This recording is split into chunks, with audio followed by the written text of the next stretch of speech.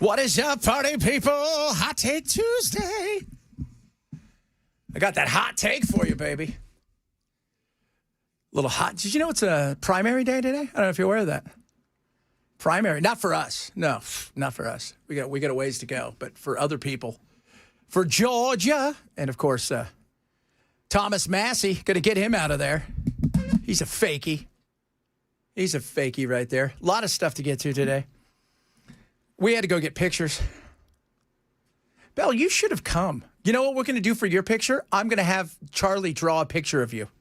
I wasn't invited. It was never mentioned to me. Well, you wouldn't have come anyway, so it doesn't really matter. Would you have come? If they said pictures, would you have come? I don't know. Let me tell you how this went. So, because we're always spot on here. Let you guys know. Hey, Chad, it's over here. All right, go over there. Where is it? Where is this place? You see Lonnie's? Over there? Yeah, you see Lonnie's? Yeah. Yeah. It's right there. What? Okay. Okay, what do you mean? I'm going around. Is there like a special knock? What do I have to do?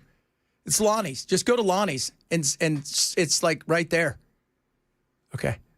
That's not, no. That's not where it's at. That's not, there's nobody at Lonnie's. Lonnie's not at Lonnie's.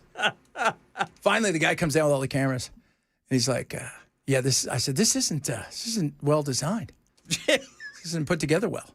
So there's that. And so I go, who was here before me? He goes, a little guy with the cool beard. I said, that's Ken. He goes, he was great. I said, a couple of the sports people, like Mona and them, they were there. He goes, a little guy with a hat, kind of a curmudgeon fellow. That's Brother Dan That's Mandis. Brother Dan Mandis. Yeah, Brother Dan Mandis, he came up right after my shoot finished. Yes. I like calling it a shoot. Yeah. No, that's what it was. It was a photo shoot. And you know what? I think Belle brought up a good thing. You know, looks are a portion of it, but attitude is a big deal. And if you got that attitude, it works. And it worked for us because I threw some looks on him. Cross arms. What up? Now, where did you go up top? I went up top, Brother Chad. I crossed my arms. Oh, you did the crossing arms thing. Yeah, I got a picture with the old Nissan Stadium behind me, you know, but what are you going to do? It's not 2027 yet. They haven't finished the new one yet. No. So they asked, he takes me, right? He goes, we did the top, but first he goes, let's go here to the abandoned part of the garage where it's kind of all beat up. Yeah. Because he goes, you're all in black. I'm like, I know, right? Yeah. Cross arms, the look. Oh, threw it hard. I'm an outlaw, baby. That's it. And then stopped and got some McDonald's, as you do. Thanks for the cheeseburger, Brother Chad. I go, Belle, we got you some cheeseburgers. And he goes, oh, great. I walked over to give you one, came back gone. I'm like, what happened, dude? Gone. Hungry. I didn't have breakfast. Yeah, there it was. Gone. Looking great, though. Feeling great out there. Gorgeous day. I had to wear pants. I know, it's killing me, man. I can feel my hairs were coming back on my legs. Yes, and now I feel itchy and uncomfortable. Like, this is not what it's supposed to be. What? I'm going to have completely bald legs again. All over again. I have to start all over again. Going to start all over. I better look good. I told the guy, I said, you better make me 30 pounds lighter and give me some freaking muscles. You better do it, man. He just looked exhausted. Yeah, he was worn out. He was. Well, because he kept having to go up and down to bring everybody up to where the shoot was. Because we're at Printer's Alley, and it's like, okay, what now? It was like a scavenger hunt. Do you see yellow poles? Yes, that's not. Where is the guy? And then he sends the text. Our guy who sets us up sends me a text. It's somebody's. It's just gibberish. 853 +sign = 489. I'm like, what? Is there like a code? Do you see yellow parking garage walls? Yes. Okay. Okay, what? We're doing well. Oh, lordy. We're still at war, people. Trump called a timeout. Whew. There you go. So there you go. There's your update. We got the Super Bowl. That's pretty much it. We got the Super Bowl. I saw where the Super Bowl was going to go. So right across. But it wasn't finished yet. I'm pretty pumped about the Super Bowl. The amount of money we're going to make off this is huge. Man, maybe we ought to come up with our own pedal tavern. So on the we can call it the tuna boat. oh my God, on the way here, as we stop, we get ourselves a McDonald's, and we drive down a little street and bust a right onto Demumbrian, and here comes the Pedal Tavern zipping out in front. And it's packed. Yeah. It is packed. Yeah. And I'm just like, oh my God, that is. Yeah, the other one Friday morning at 10:20 while I'm waiting to turn off Demumbrian to come to work, the Pedal Tavern that passed me, everybody was hooping and hollering, and AC/DC Highway to Hell was blaring. Oh, that is nice. That is, yeah, somebody at was. 10:20 in the morning. Of course. I was, I was telling my wife, so the World Cup's coming, obviously, and Chad Ochocinco, the great wide receiver, soccer's his favorite sport in the world. He would give anything to play pro soccer, give up all of his years of playing pro football. And he had Bert Kreischer on, the comedian. And Bert's excited for soccer because it's something new, right? He's like, super excited, right? Like, I can't wait for soccer. He goes, I love it when I discover stuff like this, like day drinking. He goes, man, I discovered day drinking, changed my life. I don't think that's a good. No, that's not good. I mean, if you think about it, those dudes that were on that Pedal Tavern I saw at 10:20, by this time last Friday, they were already snockered. Oh, absolutely. 2 hours. How far does it go? I guess it goes all the way down to the river and back, I guess, or wherever you want it to go. At what point do you realize, is there a mini engine on there? That you're probably going to be the only one that's pedaling because everybody's hammered. Right? At some point in time, you realize everybody's drunk and I have to be the one. Or we're not going anywhere. We're not going to go anywhere. This is it. This is where it lives. You're just going to get stuck at Printer's Alley. Because every one of them, like, they're all looking outside going, okay, who's on this one, right? Because you're going to get those, you're going to get some, you're like, oh, they look fit. They look like they're going to be okay. And then you get some, you're like, they might die halfway down here. It's a chance this person's going to have a cardiac episode while he's drinking. But I've often wondered, how far do they go? I'm not sure. I don't know, like if you rent them for a couple of hours or if you have them for the day. I'm not sure. But I tell you what, whatever they're doing a brisk business. Yes, they are. You just you rent them until you pass out, and then they kick you off on the side of the curb and go get some new customers, and they start them drinking. Oh, I got to tell you what I saw, boys, on my way down to the photo shoot. What? This would have been me. This lady is trying to make one of those little scooters work. Oh. And it's not. She's having to scoot old school by like 1 foot up on the scooter and the other one is propelling her. And I'm thinking, Lord. just dump it. Just dump it and walk. You're trying to scoot on a 60-pound scooter. Right. Right? This isn't one of those tiny scooters. Welcome to the 50s. It was just... I mean, she's in full business suit and everything. I mean, she had a meeting to get to, apparently. Yes. And she's going to... She was hot and sweaty. Oh, God. Man, I'm watching people today walk, like trying to get to their meetings. You can tell who's a tourist and who's not. Like, you're in flip-flops and a shirt. You're not really... You're in a full suit and you're drenched. Right? You're getting ready to go into your big meeting today, right? And you're sopping wet already. Swamp and it's only super swamp ass. Lots of swamp ass in downtown Nashville today. Oh, it is happening, kids. It is happening. So much fun stuff to talk about today. I'm pumped about it. Just excited. I was listening to the two young, and I do mean young, Mason and Chris go back and forth about live music. Chris is kind of got the kind of attitude that we had back in the day, which is if you've been in radio long enough, and you've talked about this on numerous occasions, Belle, it's tough to go see a concert sometimes after seeing a concert from the stage. Yeah. Yes. Or the soundboard. And it's not always great, but man, Mason loves that 21 Pilots. Those are two guys, by the way. There's not 21 of them. Figured that out the hard way. They're the passengers and the pilots, the people taking them around. They are. But Chris said his hot take was concerts suck. And I'm like, no, I don't agree with that at all. No. But what it takes to get there and enjoy it and then get out is just a hassle beyond belief. Like as we were driving down, Broadway and stuff on the way back, you go by Bridgestone and I'm like, I didn't go to a game this year. And my whole thought is, it's just, the whole getting in and doing stuff, like sitting there and watching the game, that's fine. It's all of the stuff to that. Standing in line at the bathroom, standing in line to get food, going and parking somewhere, paying money to walk into a place. It's just, that's the thing, right? It's the process. And when I got to a point when I was working at KDF as the music director, that every time there was a show and the rep would be like, hey, you're going to come to the show, right? I'm like, yeah, but I need a backstage pass. Well, they're not doing a meet and greet. That's not what it's for.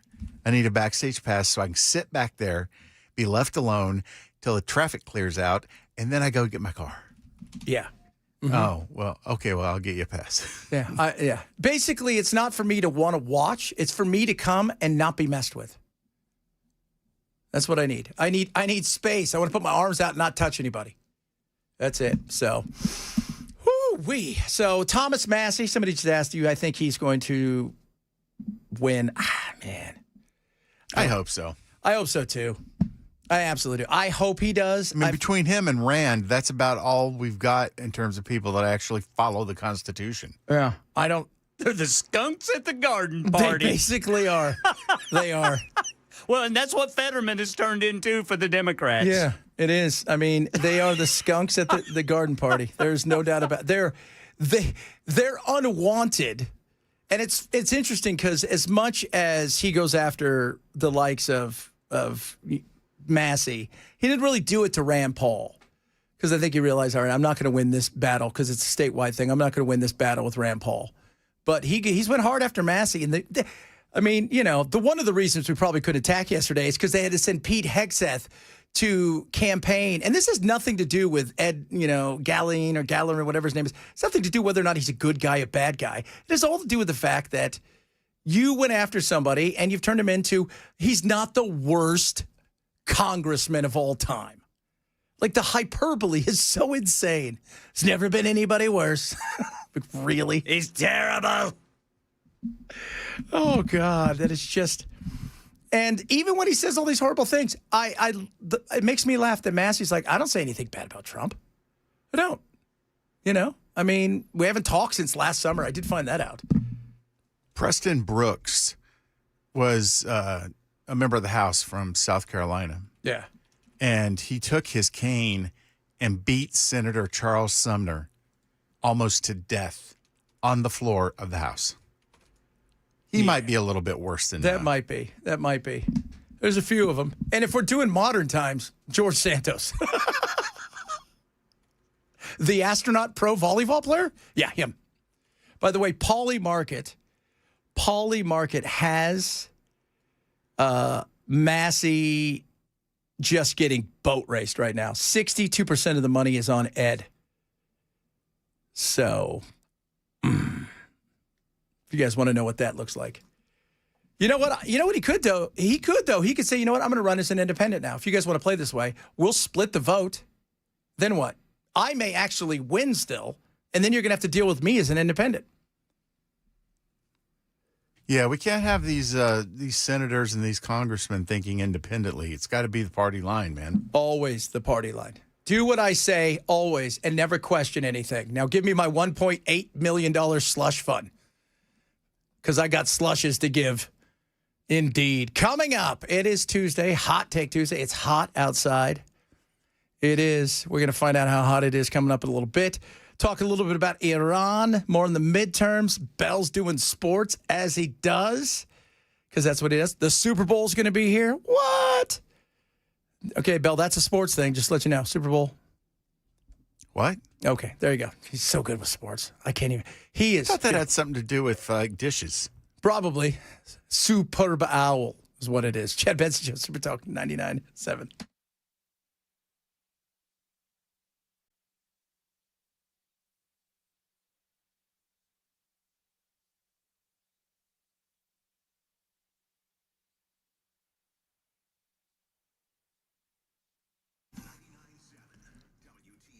All right, a couple days from now, my good friends over there at Bulwark Capital are holding an amazing, what they like to call a road show. It's actually a webinar, 5:30 our time, absolutely free to attend. You can sign up at knowyourriskpodcast.com. It is called The Impact of Energy. And they're going to show you the real story about what's happening in the energy markets.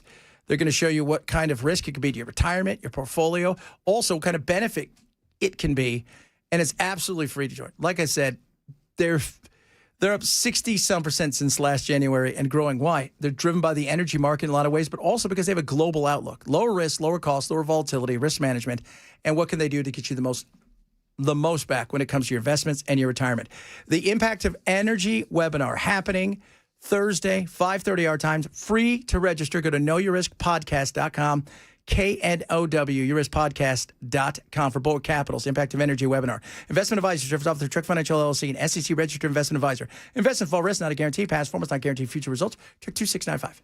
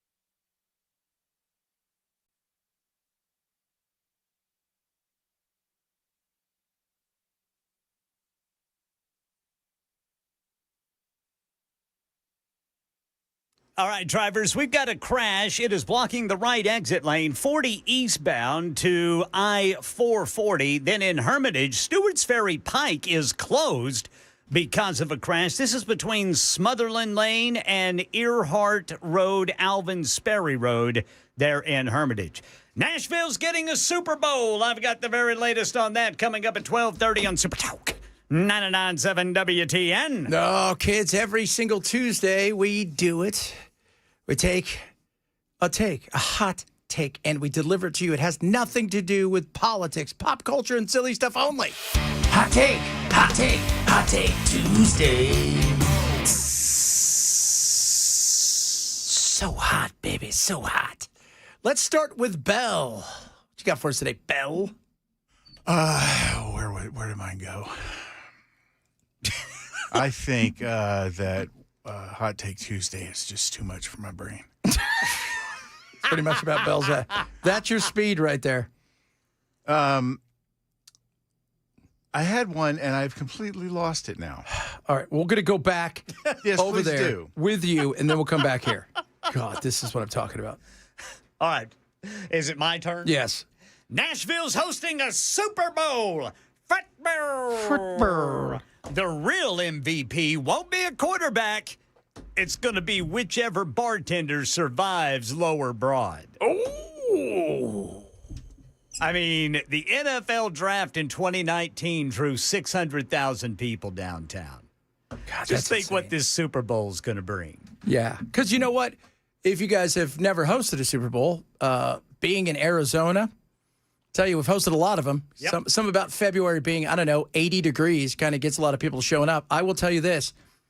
All of the stuff happens the week of. Yeah. Then it kind of slows down Friday and Saturday. It's just really quiet. And then Sunday, obviously, all day Super Bowl. Boom. Plus, in Arizona, we had the Waste Management Golf Tournament. So if you guys don't know what that is, I think on Friday and Saturday at the Waste Management, they average about 250,000 people for the day. It's insane. So it's chaos like you could not believe. So I'm thinking I could see us getting 1 million people for that week. The only thing is, it could be cold in February. Yeah, but they did it in Minnesota, Yeah.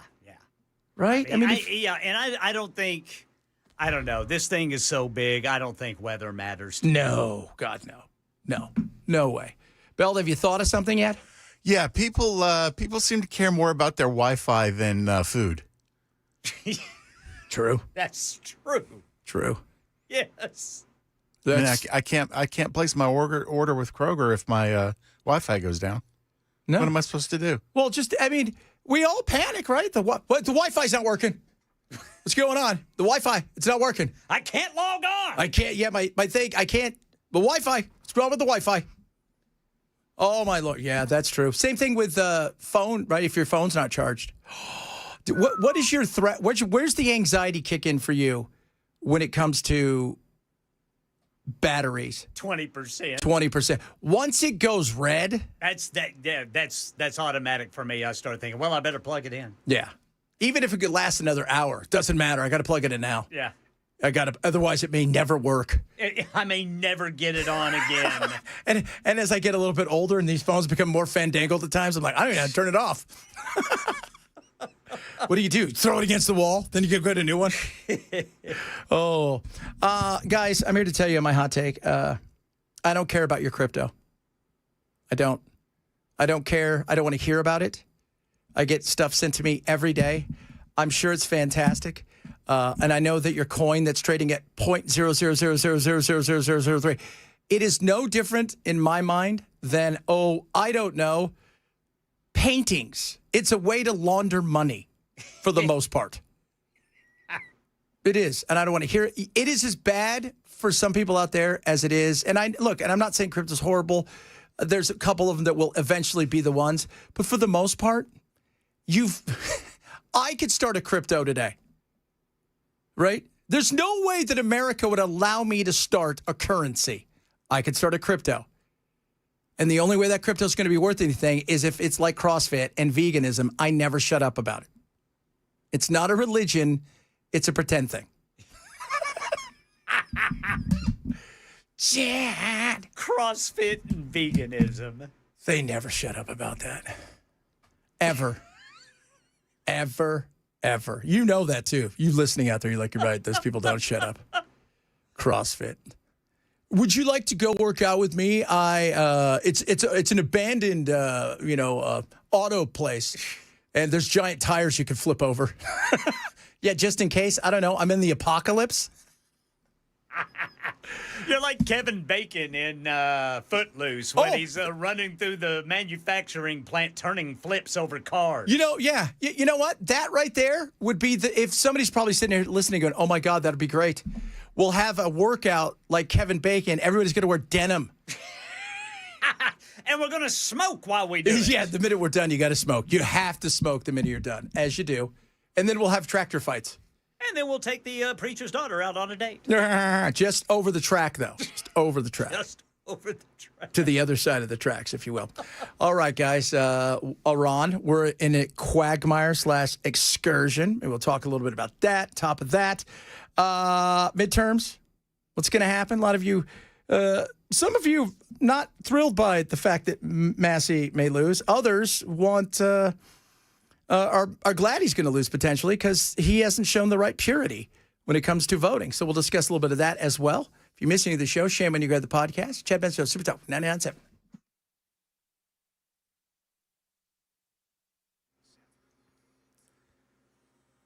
12:30 on the dot. I'm Ken Weaver with your top stories. Drivers, we have Murfreesboro, Southeast Broad Street between Dr. M.L. King Boulevard and Ash Street completely closed for a fatal crash investigation. Apparently a pickup and a motorcycle collided there. A motorcyclist was life-flighted but did not make it there on Southeast Broad Street there in Murfreesboro. Also here in West Nashville, got a crash.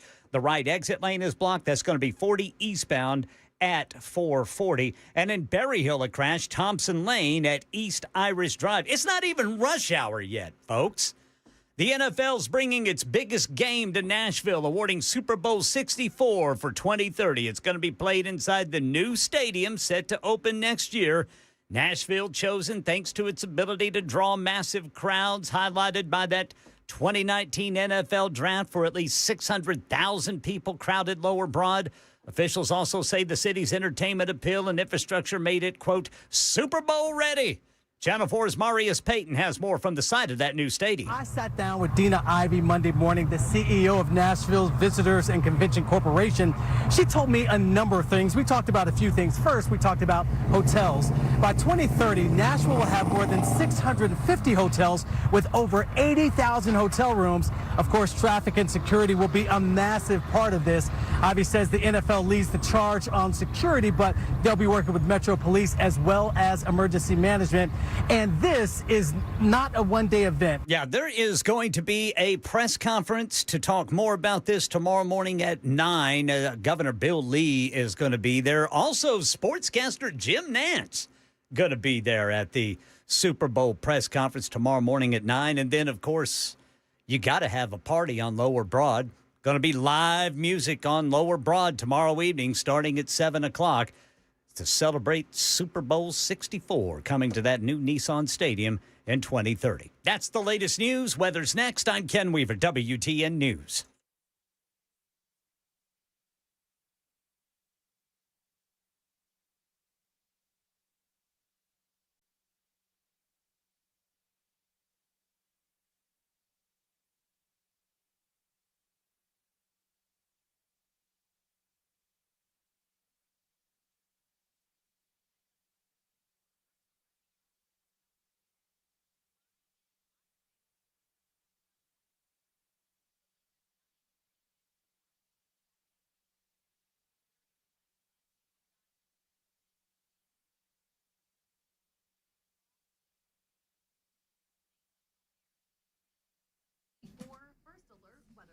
Beacon Capital Management, are you ready to talk to them about all the things that they can do for you? Get your free personalized financial consultation. Visit beaconcm.com or call 615-488-9303.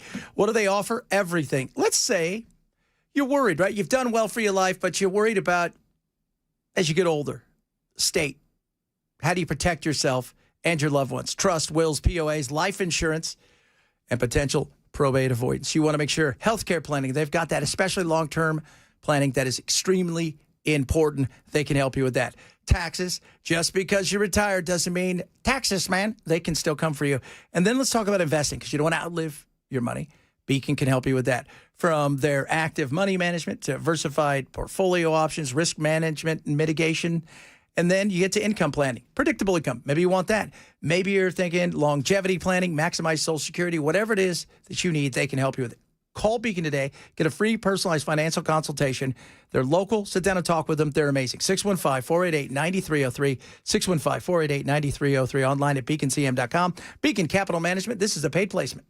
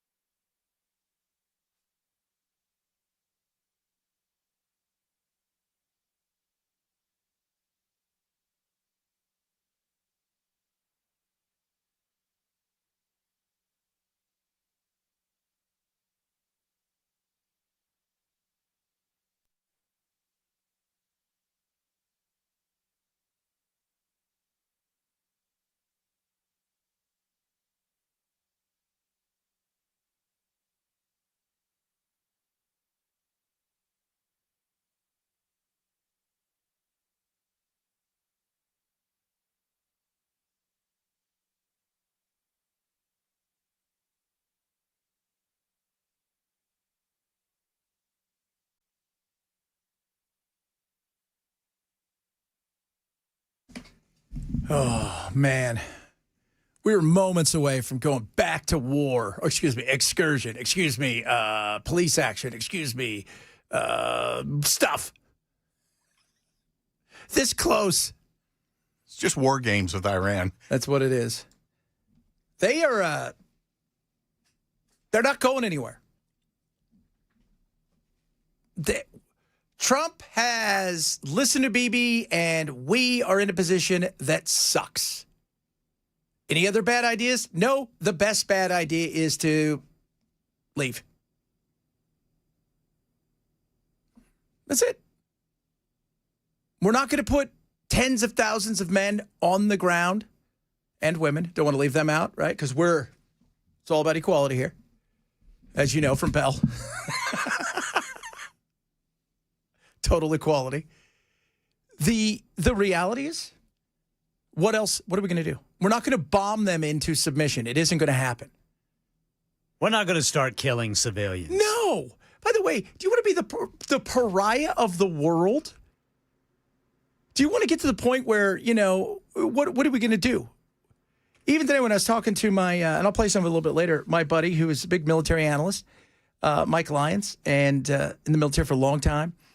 Got kids in the military serving right now in that region, and he and I were chatting about it. And he's like, there's no winnable situation here in this hope that we're going to bomb some more and they're going to come out and give up all of their stuff. They recognize Trump's kind of over a barrel right now for whatever reason.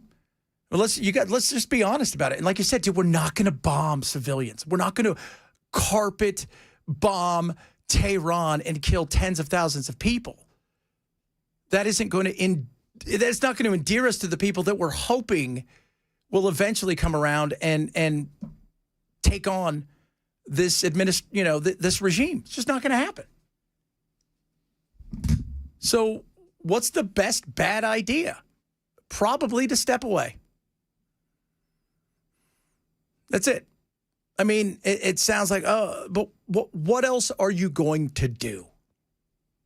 Tell me. What do you think we're not going to storm, we're not going to blow up Karg Island, and at some point in time, too, our partners in the Gulf, they're not thrilled by this. They're not thrilled by this at all. They're looking around going, yeah, they're going to start bombing some of our stuff here. And now we're finding out, if you guys didn't pay attention, they've dug up a lot of stuff. And, oh, by the way, what the CIA and several other intelligence agencies were saying, that they have 60 to 70% of their stuff still there. They've still got it. And this weekend, they showed a little bit of that, right? Close to knocking that nuclear facility. And so it's not whether or not we could evaporate them. Then what? We're the pariahs of the world? It's just not going to happen. It isn't. So we've got to decide what's the best thing that we can do. And for the average person would step back and say, and no offense, I don't believe anything the Iranians say. I don't believe anything Trump says. I don't. You mean like Iran is begging to make a deal? I do not believe that. I don't believe that we've beaten them 77 times till they don't exist. I don't believe the fact that they are begging to do a deal. I don't even know if we're talking to them. And by the way, who are we talking to that we trust? What if they go, hey, we got a deal, and the people running the show go, that's not from us? So what's the realistic thing? This is not about being acquitted. This is just about sometimes you got to step back and go, yeah, there's a no-win here. What's our off-ramp? And it's sure not to be bogged down for years in an area where, I will explain this to you, this is not hungry Venezuelans who don't give a rat's ass about the guy that basically has just destroyed them and stolen everything. And this is not that. And that everybody around them is willing to give him up. You just don't understand how a forever war works. I do not understand that. We've been in a lot of forever wars, right? We're continuing. We're bombing now in Somalia. We're bombing like Syria. We're bombing, you name it. We're bombing somewhere all the time. Libya, how'd that go for us? Better than it did for Gaddafi. But no, they're begging us. I heard that. He's like, oh, they're begging us to do a deal. Are they? You know how it is to negotiate with a country where you're beating them badly. They come to the table, they're begging to make a deal, because they're begging to make a deal. I hope we don't have to do the one, but we may have to give them another big hit. Then go ahead. Give them a big hit. Do what you think you're going to do. What are you going to blow up? The power stations? You're going to blow up bridges? You're going to put yourself in a position where you're thinking, hey, why not commit some war crimes? I mean, what exactly are we going to do here that's going to think about this, force the people that have now strengthened their position and have now, for the most part, the IRGC running the show, taking it away from the mullahs and the clerics. What are you going to do? You've turned it into a military junta, and they've got the weapons. And so what are we going to do? What would be bombing them forever and killing God knows how many isn't going to get to where we want to go, because all we're going to be doing then is pissing off 92 million people that won't want anything to do with the freedoms that hopefully we could provide them at some point, which isn't going to happen tomorrow. And Trump has to realize, as do a lot of people out there, oh, if you're over 65, you remember 79, that's the deal. They're bad, they're evil. They're all of the things. Nobody's denying the regime's awful. That being said, why do we have to take care of it? Well, they could get in. Somebody texted earlier goes, why should Russia get to have all the fun bombing civilians and infrastructure and stuff like that? Where's our joy? Where is our joy? Where's our fun? Do you guys like 450 gas? This isn't an overnight snap your fingers thing. This isn't. And we have not felt the coming nightmare potentially of inflation, because now the stuff that's going to be coming in the days and weeks ahead of us are going to have that extra amount of cost for fuel. I care so little about the price of gasoline that I'm bathing in it now. Yeah. Somebody says, I wish you could be more patriotic. How much more patriotic than don't get in a fight and have our men and women put at risk for what? Again, for what? No, he meant patriotic by his definition. Yes. That's it. Again, this is not about whether or not we can absolutely eviscerate them. It's the staying power. The average person, right? When I look at all of these people that they talk to on all of, about inflation and gas prices, you know what they don't say? I'm fine with gas being X amount of dollars as long as Iran, who I didn't think about and couldn't find on a globe, even though it's flat, I'm fine that they are not going to get a nuclear weapon. Yeah, they're not thinking that. They're thinking, you know what? I got to figure out how to pay for, I don't know, rent, car payment, phone bill, keep the lights on. That's what they're thinking about. That's it. And somebody said, well, the enemy of my enemy. You know who said that one time? Do you remember when Bibi said, the enemy of my enemy is still my enemy? And still the enemy. At this point in time, what are we doing? We don't have the money, and we shouldn't be in this situation. I vote we put a moratorium on Bibi's comments until after his trials are done. Yeah, no doubt. No doubt. I like what Nelson said. I can't say it, but I should. Nelson says the boomers could patriotic these nuts. Way to go, Nelson. Oh, so it is, and yeah, I'm frustrated. I'm frustrated because how's that wall coming? Right? Hey, did you guys get your Doge checks? Did you guys get your, hey, Ken, did you get your Doge check? Still waiting. Oh, He's going to okay. double down on that wall thing now because he just got back from China and he saw what they have, and he's going to be like, I want one of these. I want one. I want one that we can see from space that you really can't see from space, I want cobblestone roads on top of it. just in case the monsters come. Right. So no Doge, none of that. How about that inflation? No. Yeah, you guys cool with that? No. All right. All right. Mass deportations of the bad guys or anybody at this point in time. We don't even care. No. Okay. Cut the debt. We're doing that. How are we doing the debt? It's still going up. Yeah. I'm curious about all of these things. How much was it that the big beautiful bill was going to add to the debt? Was it $2 $5 trillion? Was it? Oh, I thought it was $5 trillion. Maybe it was. Maybe it's $4 trillion over 10 years. Something like that. Something like that. But I think it's $2 trillion the first couple of years. That's good. I mean, all the things. I'm still waiting, right? I'm still waiting. And what are we doing? We're fighting a fight that we didn't need to be in. Oh, and by the way, $1.776 billion slush fund so he can pay out who? Marsha Blackburn, by the way? Because, they were wronged as well when they spied on them. It's okay they spy on you and I, though.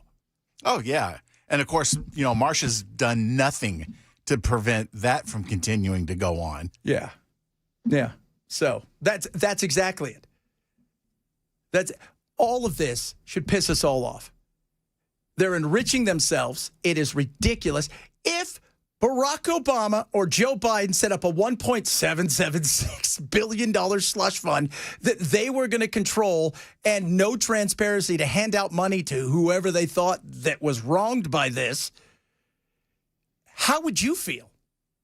Because that's our money. How about this? Why don't you take that money and donate it to 1.5 days of the excursion that we're on? Yeah, we have every right to be frustrated. Speaking of frustrated, ladies and gentlemen, boys and girls, friends of all ages, nobody does it better when it comes to sports. We're going to turn you over in a minute to Bell K, the headless one. Great with sports, better with music, and a nerd when it comes to comic books. But we're going to do the sports thing straight ahead. Chad Bench Show, Super Talk 997.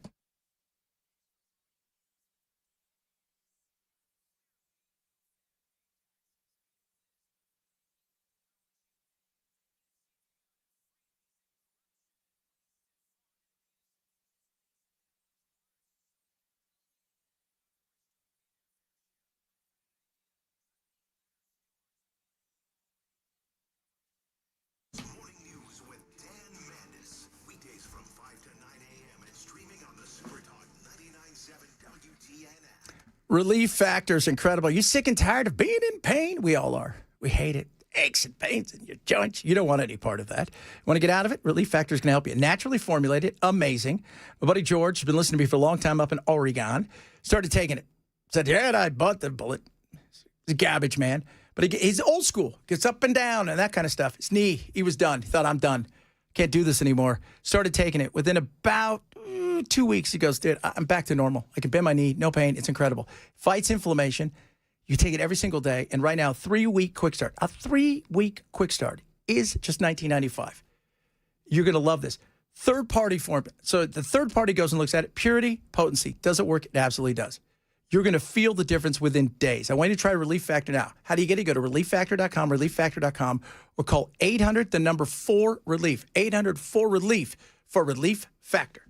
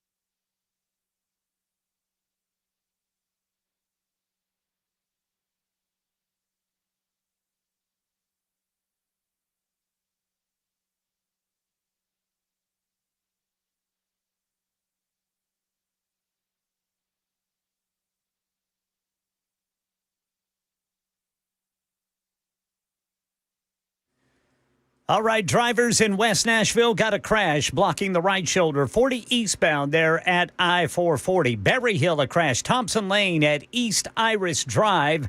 And then in Hermitage, Stewart's Ferry Pike is closed between Smotherman Lane and Earhart Road, Alvin Sperry Road due to a crash. In Murfreesboro, Southeast Broad is closed between Dr. M.L. King Boulevard and Ash Street for a fatal crash investigation. That was a pickup versus motorcycle, and the motorcyclist was flown to the hospital but didn't make it. Nashville's getting a Super Bowl. We've got all the latest on that and what President Trump says about attacking Iran again, coming up at 1 on Super Talk 99.7 WTN. They're begging us. Oh, don't do it. Don't do it. We're going to think about it because that's what we do. Speaking of what we do. Now it's time for Sports with Bell. When you need to know sports information, you turn to the guy who calls basketball shooty hoops. Let's talk some sports with Bell. Yeah! Sports with Bell, because Bell loves sports. And by sports, we mean he knows nothing.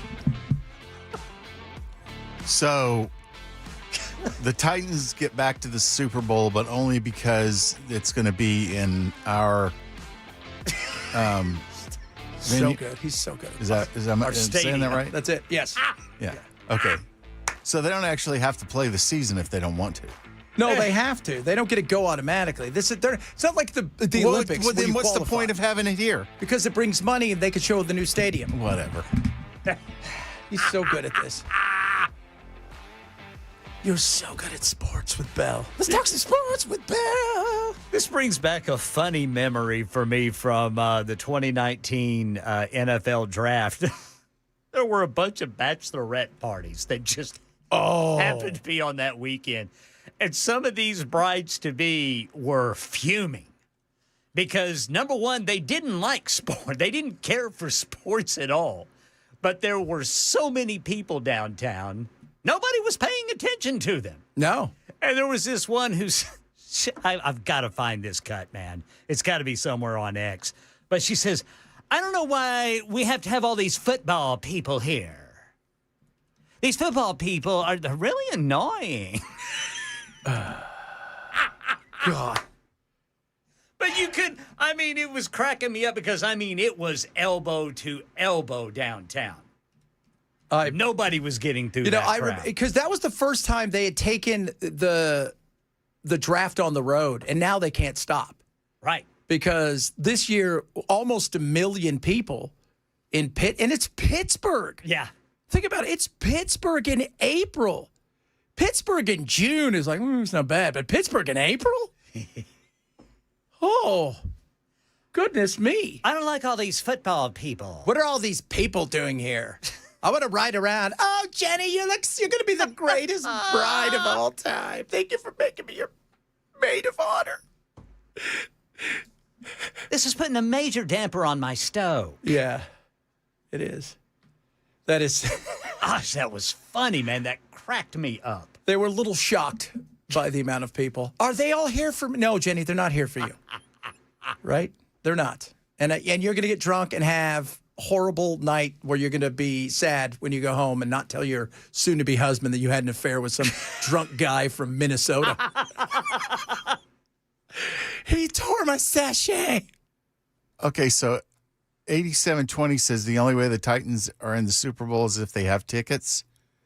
So they have to actually get tickets to be able to go play the game? Yeah, basically. This is ridiculous.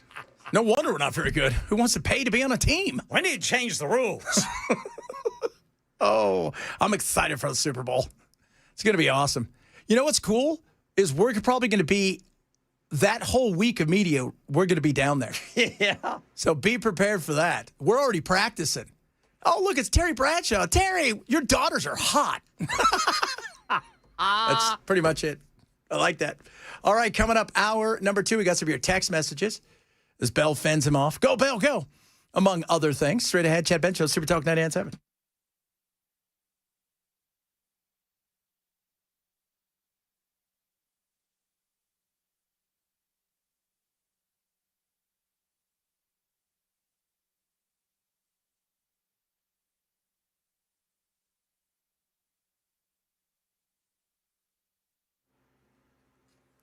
1 o'clock on the dot. I'm Ken Weaver with your top stories. Got the full forecast coming up in 5 minutes. Super Bowl 64 coming to Music City with Nashville landing the 2030 championship game. Channel 4's Marius Payton from the new multi-billion-dollar Nissan Stadium, which played a major role in the successful bid. I sat down with Dina Ivey Monday morning, the CEO of Nashville's Visitors and Convention Corporation. She told me a number of things. We talked about a few things. First, we talked about hotels. By 2030, Nashville will have more than 650 hotels with over 80,000 hotel rooms. Of course, traffic and security will be a massive part of this.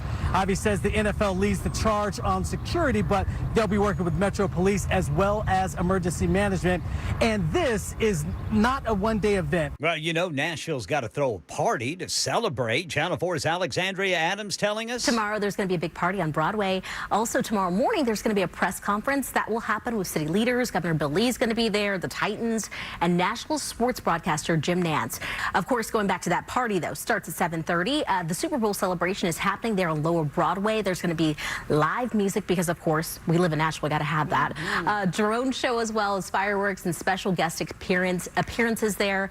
Nashville's band Six Wire is also performing, and Marty Smith from ESPN is hosting that event. Now, Nashville's proven ability to host large events, especially that 2019 NFL draft with at least 600,000 fans, helped the bid. Iran war update. President Trump said Tuesday he was an hour away from making a decision to launch military strikes today against Iran. Yeah, it was all done. The boats, the ships are all loaded. They're loaded to the brim. And we're all set to start. But the president said he put the strikes on hold at the request of Qatar, Saudi Arabia, and the UAE. Asked about his new deadline for Iran to come to the negotiating table, the president said, I'm saying 2 or 3 days, maybe Friday, Saturday, Sunday, something, maybe early next week, a limited period of time. Karen Travers, ABC News, the White House. And the CDC is confirming an American missionary doctor, Dr. Peter Stafford, is tested positive for Ebola in Central Africa. Dr. Stafford's been evacuated to Germany for treatment and monitoring. Dr. Scott Myrie, one of Dr. Stafford's colleagues, spoke to him after his diagnosis. He's sick. He developed symptoms a couple of days ago. That it was probably on day 8 after his exposure during surgery of a very sick patient who subsequently died. Officials say there are over 500 suspected cases, 131 deaths that could be connected to the outbreak there in the Congo. That's the latest news. Weather's next. I'm Ken Weaver, WTN News.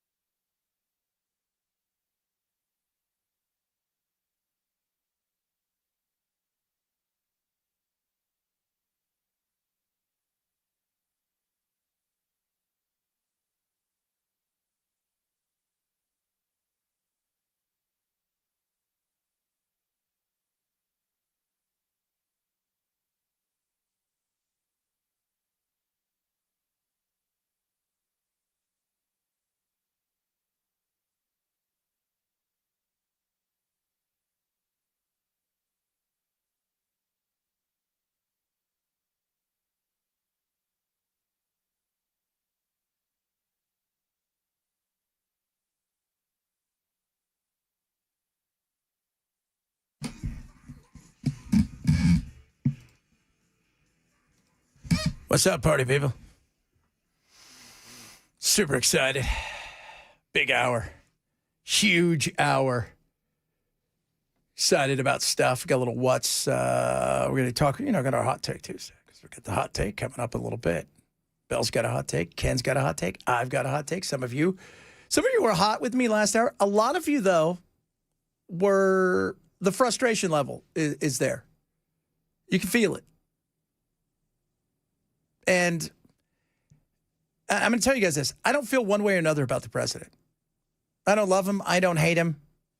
He's the president. Do the job. You promised to do some stuff. You haven't done it. And that's it. Like any other president. I don't fall in love with the president. He's not a cult leader. It's just, it is what it is. I want my president to succeed. I don't care if they have an RD by them. That means very little. I want them to succeed. And right now, we're not succeeding in Iran. It's that simple. Doesn't mean we've lost something where we don't have our fastball. But it means that we're in a position that isn't very good.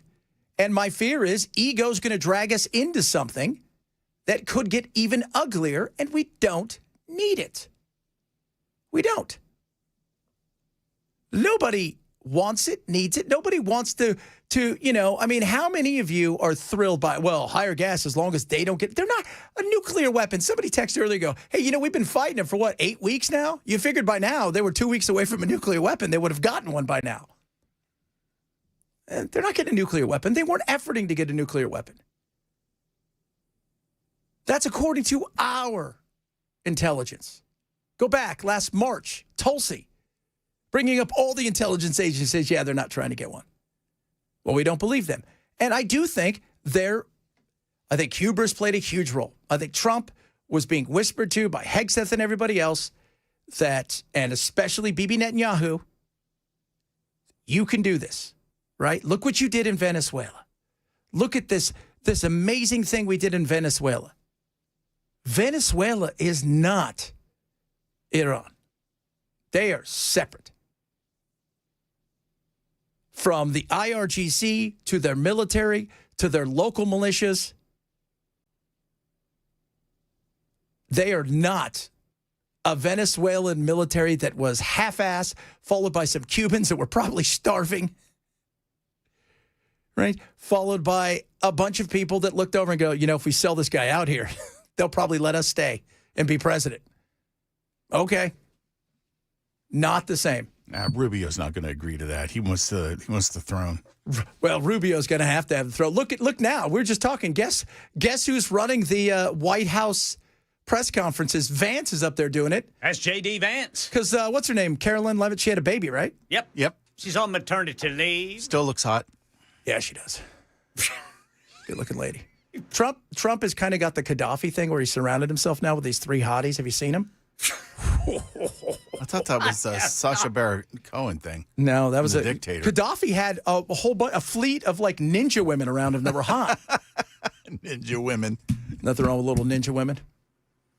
I like a little bit of that. What's up, ninja woman? How you guys doing? But yeah, so JD's got to do this now? Well, Marco must be getting ready to invade Cuba because Cuba came out today and said it's going to be a bloodbath. Really? Really? Is it really going to be? What exactly is going to be a bloodbath, Cuba? Because people are worried in South Florida that they're going to be droned. No. First of all, somebody's got to tell them you got to charge those drones, and you guys don't have any energy. They didn't come fully charged. Are you kidding me? Where's the batteries? I've been watching this. I follow a couple guys who are in Cuba. And they go to the rich neighborhoods. Yeah. Man, they're driving regular cars that are from this century. They've got houses that even when all the lights are out, theirs are on because they got generators and stuff. And they're all part of the government, or a couple of them are big stars. They are not the average person when you go down there and they're looking at you and they've got no food. They got nothing. You better be able to defend... You better be able to defend those properties, man. Yeah. Because I'd get out of Dodge now if I were you guys. Yeah. I mean, how could you? Because at some point, it looks like something's going to happen. I mean, now that we're going to go after Raul Castro, he's 94. We're going to indict him. At some point, it's he was already out of power. Didn't somebody he stepped down? So yeah, but we're going to indict him for something. And so smuggling cheeseburgers. Yeah, probably.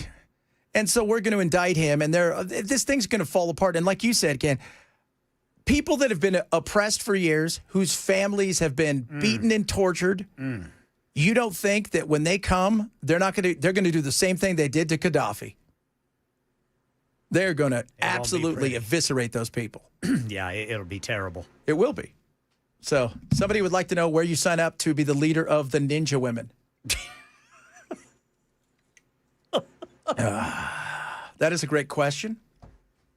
So you know what? I think you have to go to Libya. You got to go to Libya to be a ninja? Yeah, you get to get your ninja women. So, I mean, he had... well, if they're really ninjas, how come you don't have to go to Japan?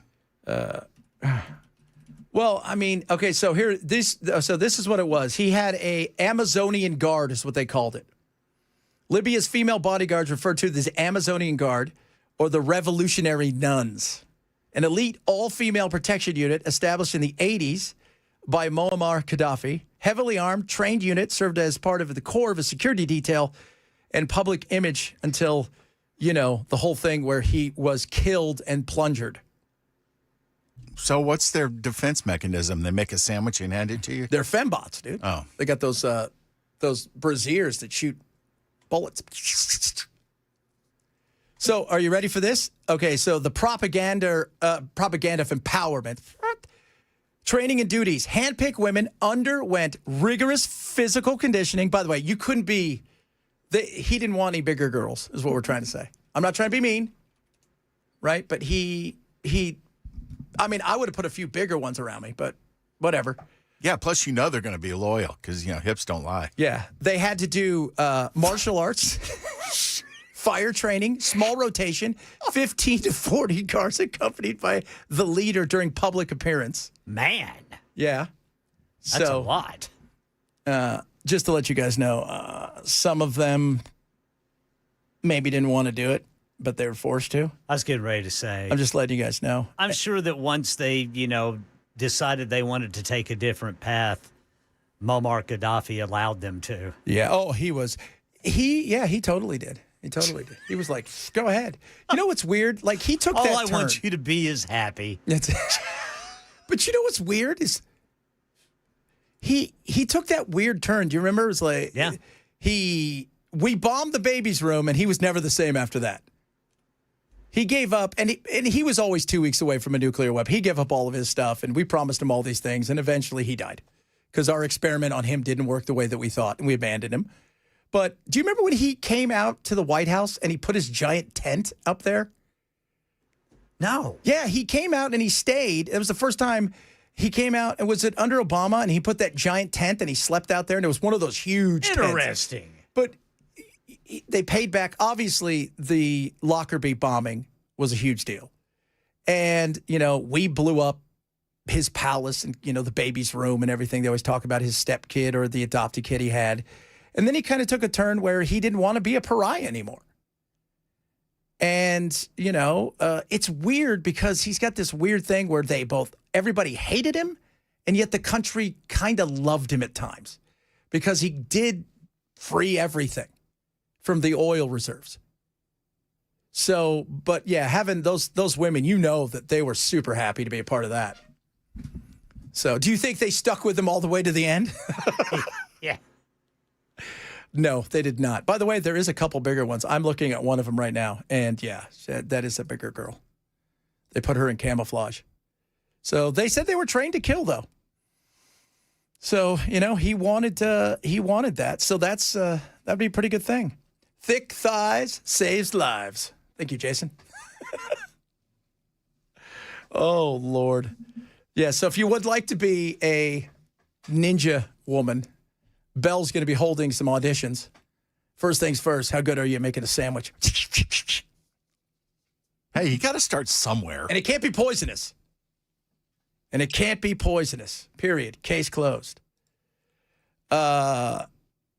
just crazy. I mean, some of the stuff that think about all the stuff that we've wandered into. Libya. What? Yeah, we were there. What were we doing there? Saudi Arabia. What? Oh, well, they've got oil. They've got this, that, and the other.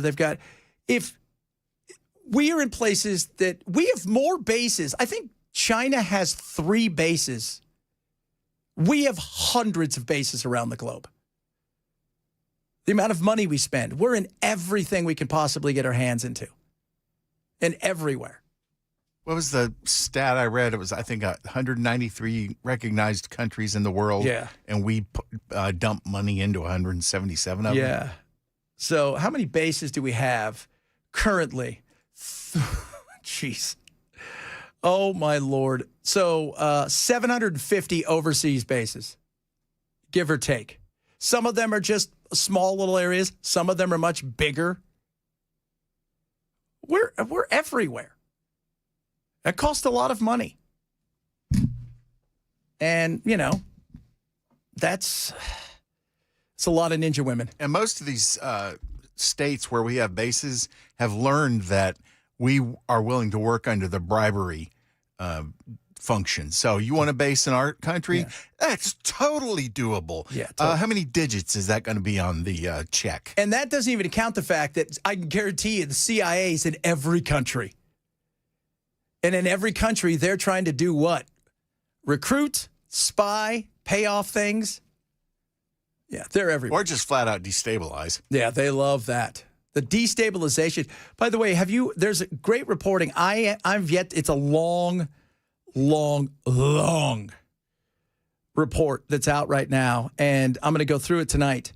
But there is phone calls of the former, was it the Honduran president that we released? Orlando, whatever, the guy that was the drug dealer? Calrissian.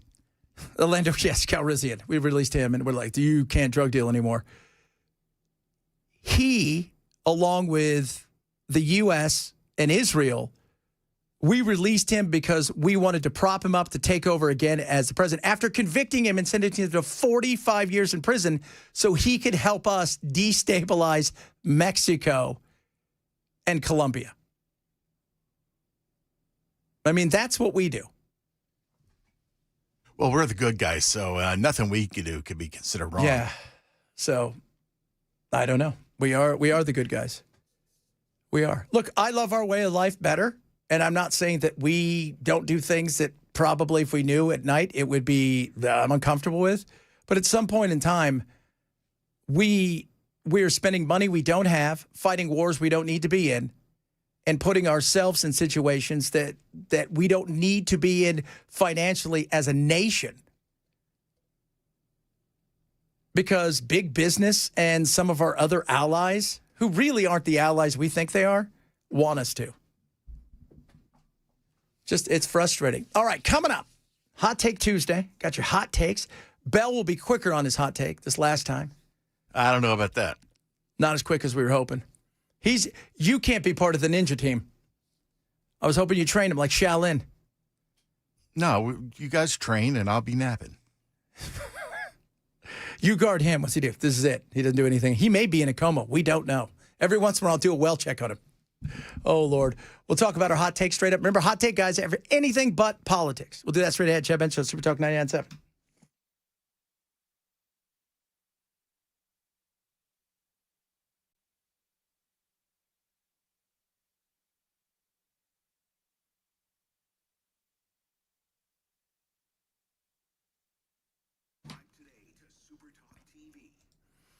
All right, guys. Bulwark Capital, my good buddies, are having their roadshow, they call it. It's called The Impact of Energy. And this has to do with your investments, your retirement. They are doing extremely well. Energy is doing quite well. And energy, the impact of energy, everything from AI to all of these things is important to have a part of. But if you don't do it right, you can pay dearly. That's why they want to show you what it's all about. Risk management from Bulwark. Low risk, lower cost, lower volatility. What can they do to give you the most upside potential through their fundamentals and the global outlook they have? Bulwark is amazing. And the Impact of Energy webinar is going on 2 days from now, 5:30 on Thursday. Absolutely free for you to sign up. Find out what they're doing and why they're doing it so well. because it's common sense with their fundamentals. And they're looking around going, this is the things that you need to do, and this is how you protect yourself. It's not your, run-of-the-mill kind of, we're going to throw you in a couple different, little funds, and we'll come back to you in a month. That's not what they're about. They're about growing, and the way they do it's amazing. Sign up today at knowyourriskpodcast.com for Bulwark Capital's Impact of Energy webinar happening Thursday, 5:30 our time. It's bulwarkcapital.com or knowyourriskpodcast.com. Investment advisory service offered through Trek Financial LLC, an SEC-registered investment advisor. Investment involved risk, not a guarantee. Past performance not guarantee future results. Trek 2695.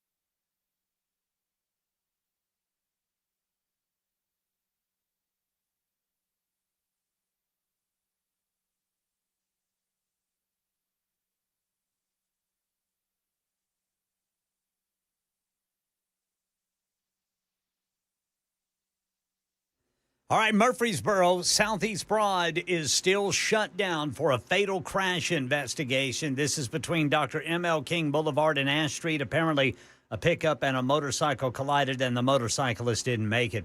Berry Hill still got the crash. Thompson Lane at East Iris Drive. And for the first time ever, Nashville's going to host a Super Bowl. We'll tell you all about it coming up at 1:30 on Super Talk 99.7 WTN. Oh, baby, baby.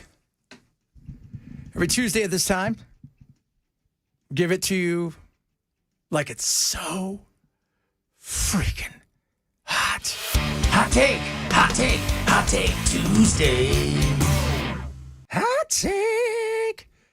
I'm going to start off the hot take here, boys. I don't want to hear about your crypto. Don't care.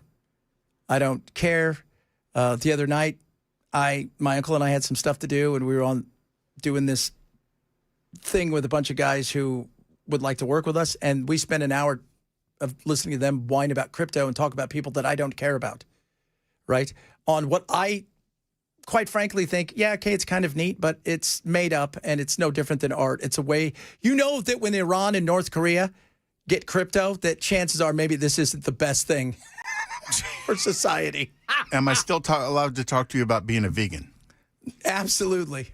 It's 100%. Vegans, you guys get, I don't want to hear what, I'm not going to tell you about me eating peanut butter all day. Not anymore. Because I haven't even got a chip yet.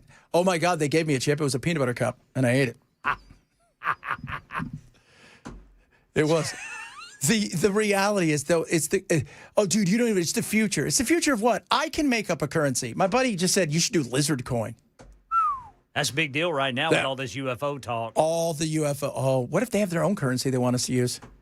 What if we're already using it? The Illuminati already does. No, that's right. See, you guys get it. You know what it is? Disney bucks. Disney bucks. That's what it is. Oh, and look, if you love crypto, fantastic. That's great. I don't want to be pissed. I don't want to talk about it. We're going to move on.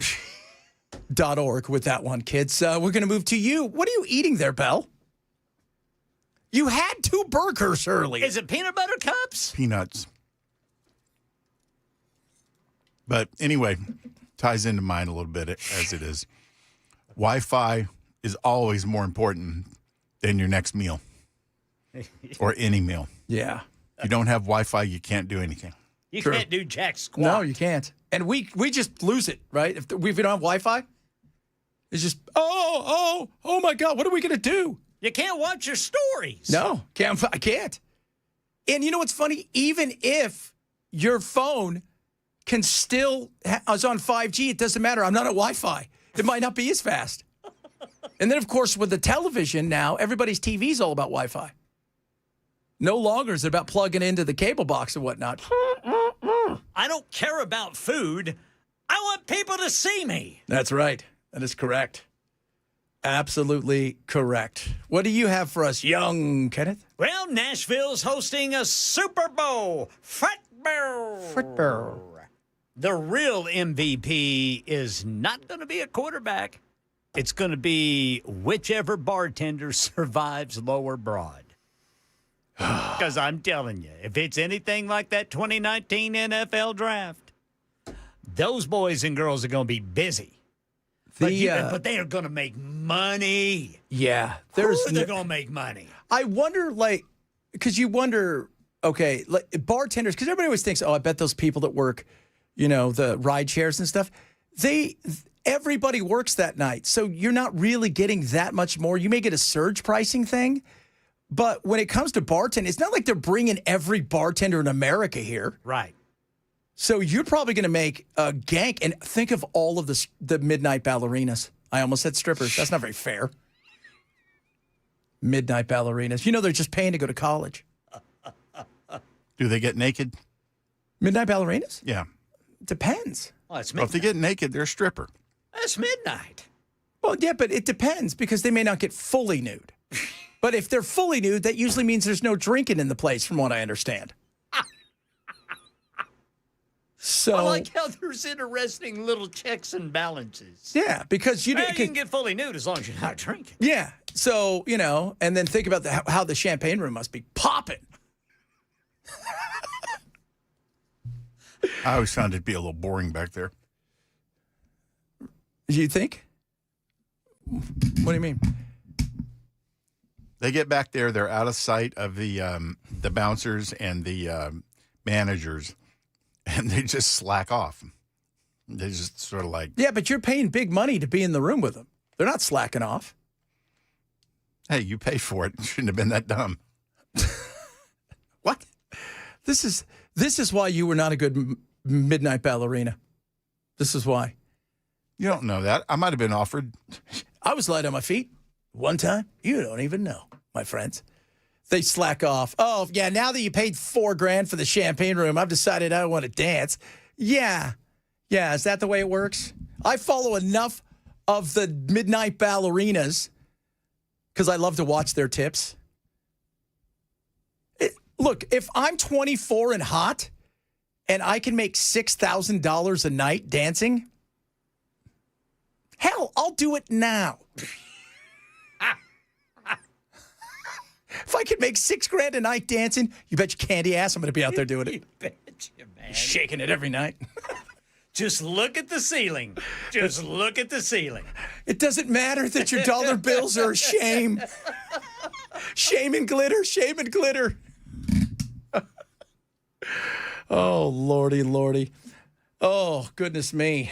Coming up, some of your text messages. Massey, will he or won't he win? We shall discuss that And if he month. wins, that's going to be. Oh, God, if he wins. I'm pulling for him so hard. If he wins, oh, lordy, lordy, lordy. I don't even know what this is. If he wins, Iran, you better watch out. Yeah. That's all we're saying. He may do something. Chad Benson Show, Super Talk 99.7.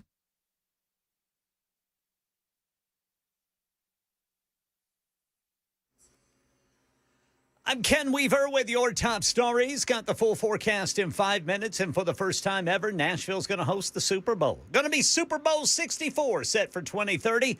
The game will be played at the Titans' new stadium, set to open next year. Dina Ivey, CEO of Nashville's Visitors and Convention Corporation, telling Channel 4 that by 2030, Nashville will have more than 650 hotels with at least 80,000 rooms, with the NFL working with Metro Police and Emergency Management on security.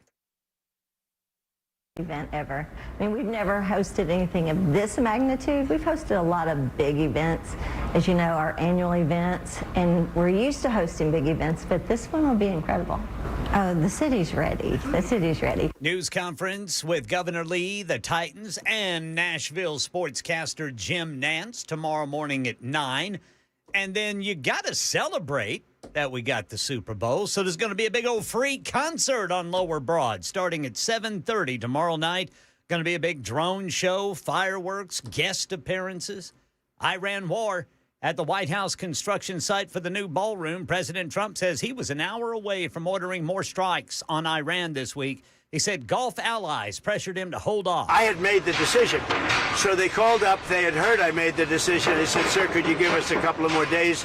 Because we think they're being reasonable. And a rideshare driver is out of a job after being accused of running an AI scam. Here's ABC's Mike Dubusky. Boca Raton resident Bert Gore says a Lyft driver tried to scam him out of $75. He alleges that the driver submitted misleading photos claiming Gore's daughter left behind a mess in the back of his car. I said, you know, these photos are AI generated. After raising the issue with Lyft, the rideshare company blocked the driver from the app. If you're not paying attention to this and you're getting charged $75. I mean, it can really add up. Mike Dubusky, ABC News. That's the latest news. Weather's next. I'm Ken Weaver, WTN News.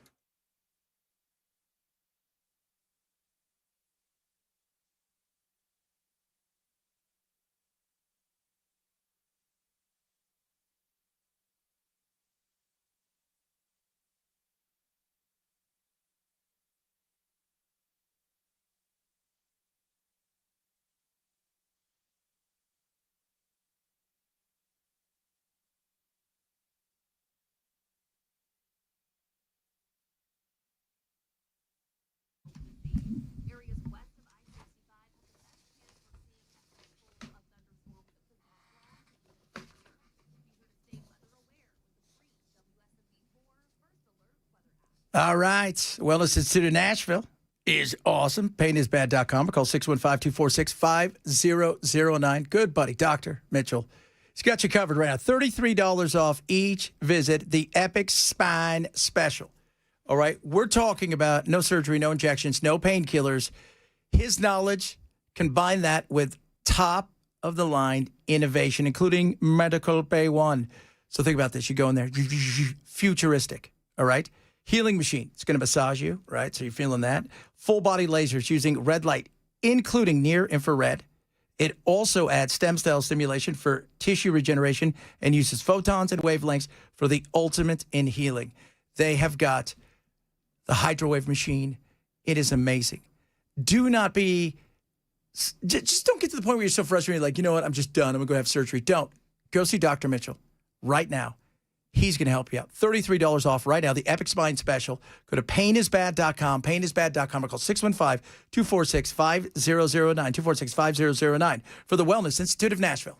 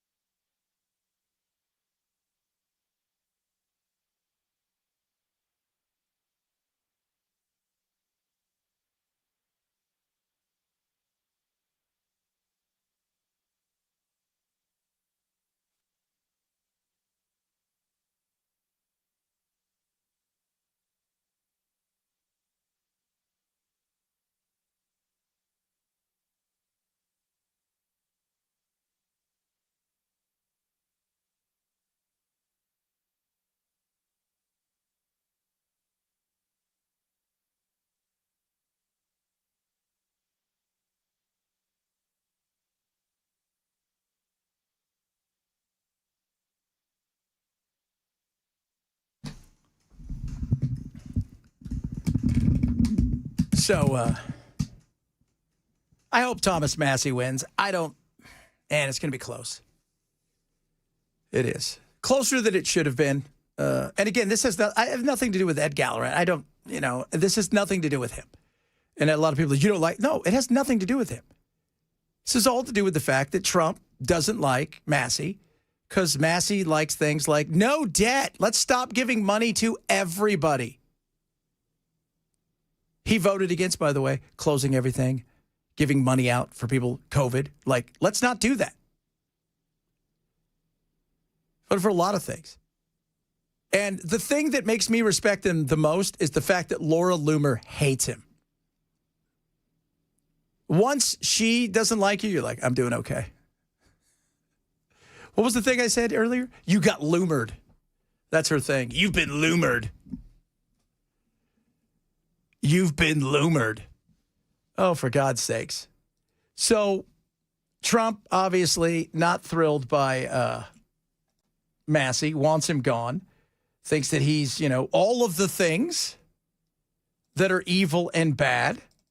I don't buy it, but Trump does. President, today is the primary for Thomas Massey and your endorsed candidate. Yeah. Do you think your candidate can beat him? And what are you seeing? Yeah, Thomas Massey's a terrible congressman. He's been a terrible congressman from day one. Dealing with him is just horrible. I don't think he's a Republican. I think he's actually a Democrat. He's not a libertarian. Sometimes they say he's really a Democrat. He votes against us all the time. He voted against the border wall. He voted against men playing in women's sports. He voted against transgender for everybody, the mutilization of your children. He voted against, again, open borders. Is that true? Earlier today, Thomas Massey goes on and he explains to everybody, see, this is what they do. We've talked about this. They put everything into a singular bill and they call it like I love puppies bill. And you're like, I'm not voting for all this stuff. Spying on America. And you're like, oh, it's because you hate puppies? Yeah, that's it. It's because I hate puppies. And it's got a clause in there somewhere that says that the government can take your bank account at any time for any reason. Yeah, but you hate America. We'll see about that. We're watching carefully. Ed Gallagher is your opponent. He's a dairy farmer. You're a cattle farmer. Ed Gallagher was with us yesterday and said the following. These folks are moving to remove Misrepresentative Massey from Congress. At every turn, he has betrayed us. Nearly 85% of this district voted for President Trump in the 2024 primary. And on to the numbers. President Trump won your district over Kamala Harris by 75%. And he's gone after you in a big way. Back in March, he was in your town campaigning against you. He says he doesn't like the fact that you voted against the big, beautiful bill, which included tax cuts. How do you defend that vote? Well, listen, that's the problem in D.C. They put everything in one giant bill. They put funding back in for the transgender surgery for kids. So I'm actually the only Republican who voted against that.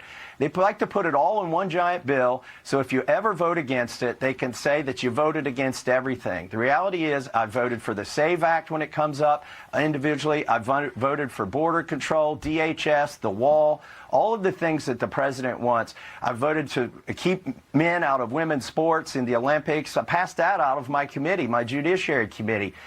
What they're doing is they're taking these big giant bills, which everybody hates back in America, and they're trying to blame you for anything that's in there. But guess what? I'm the only guy up there that didn't vote to fund Planned Parenthood this last time. I'm the only guy up there that didn't vote to fund that immigrant welfare fraud. They put the money back in. They've actually taken all the Doge cuts out. But I'm the only one that's sticking with Doge and sticking with the people back home. Well, yeah, that's right. By the way, all the Doge cuts, all back in there. Nothing went out. We actually increased the debt that we owe. We've increased it because of the one big, beautiful bill, which was very big, and all of my friends got massive tax cuts. Fantastic. But increased it. Think about that. They didn't take anything out. I thought they were. I thought that was the whole thing. No, all they did was fire some people and then made poor Marco Rubio do their jobs. And when you put everything in one bill, it sucks. Could you imagine if they had to vote on a bill? Just, this is the bill. It's a clean bill. It is this. Which way do you think he would vote? Well, he only votes with Trump, 90% of the time. Well, why is that? What's in the other one? The spying on Americans? No offense. I'm not a big fan of that. I'm not a big fan of that at all. I don't know if you guys are. Some of you seem to be fine. As long as Trump's doing it, you don't care. Right? As long as Trump's doing it, you don't care. Although Trump just got $1.776 billion to put in some sort of fund that he will appoint 5 people that he controls to dole out money, some of which will be people getting money, maybe the Lindsey Grahams and the people like that, Marcia, who were spied upon. Now, if we got spied upon, screw you. Screw you. But they may get a payout. Yeah, it is such crap and semantics and the way that they play the games. Like somebody, we're going back and forth about the Doge checks. So you say, well, that's a leftist talking point. He floated it. I didn't float it. He did. The tariff checks and rebates or whatever, who floated that? Not me. Did did you float the tariff checks? I have to say, I think I might have in a drunken stupor. I could see that. A lot of drunken stupor going on with Bell. It's okay. I'm fine with you giving up, brother. We're going to carry you along anyways. I vaguely remember opening one of my bedroom windows and screaming, Trump tariffs bring Trump rebates. And just, I fell out the window. I'm on the second floor. TVA so rebates. I had to pick myself up. Oh. That's fantastic. I would like to see that, actually. How much money did Doge actually claim to save? I forgot how much they... Zero. I can't remember how much it actually supposedly was. Well, none of it was codified. But none of it was codified. And the other thing is, they could have still kept it, but they didn't want to. Why? Because Trump wanted to add stuff to the bill, and in doing so, he had to leave it in there. So I couldn't tell you what they, quote unquote, were supposed to save. Was it billions? Was it hundreds of millions? It wasn't $1 trillion, I know that. Whatever it was, it didn't happen. It didn't. Yeah, I remember they said they were going to cut at least $2 trillion. Yeah. And instead they put $2 trillion on. I don't think they understand. That math doesn't math, kids. How much did they say it was going to save? $2 trillion, right? Yeah, they said they were going to trim up to $2 trillion. Gosh, that was... I remember that. That was... Do you remember, what was it? They had the No Kings rally here, right? And so we go out there, and they were out there screaming about Doge and all of that stuff. Just, a bunch of, mostly women. But they're out there screaming and yelling. And I'm thinking, you guys are mad, but nothing's happened, right? It's all them running around. And now... Did you see that Doge refuses to give anybody access to the information they got and how they got it? So that is not a good thing, right? I don't know about you guys. So in theory, are you ready? Doge cut. I'm not seeing anything. He said it was going to cut. Projected goal was $2 trillion. Later down to $1 trillion. Finally, $160 billion, of which none of it was cut. So it's just all on paper. It's all on paper. It is. It's all on paper. And it went back into this last, CR or whatever we ended up getting. So it didn't happen. It was a lot of talk, but nothing came of it. Yeah, last August,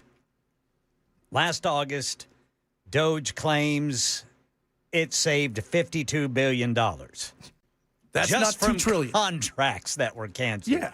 So really, we didn't spend any of that money anyway. No, we didn't spend it. And all we did was some people quit, right? And then some people were fired, and then they went and they sued, and they're like, you can't fire these people for no reason. And then some they could fire. And then we just said, well, whoever's still here, it doesn't matter because Marco Rubio now runs everything. And that's where we are. The Doge website reported a grand total of $199 billion saved When factoring in real estate lease cancellations and other cuts such as personnel reductions, however, it provided no documentation for roughly half of that amount. Yeah. And now you've got a situation where they refuse to tell anybody how they got some of their stuff. Like, where did you get it? How did you come about getting this information? And they're like, they won't turn over any of that stuff. Did you see where the parliamentarian kicked the ball money out of the bill? As it should be. I'm sorry. I know that some of you out there he didn't say that he was going to build the ballroom with He his. said it was going to be done by donors. Yeah. No, but they can't now. It's $1 billion. So $1 billion for that, $1.776 billion for him suing the taxpayers.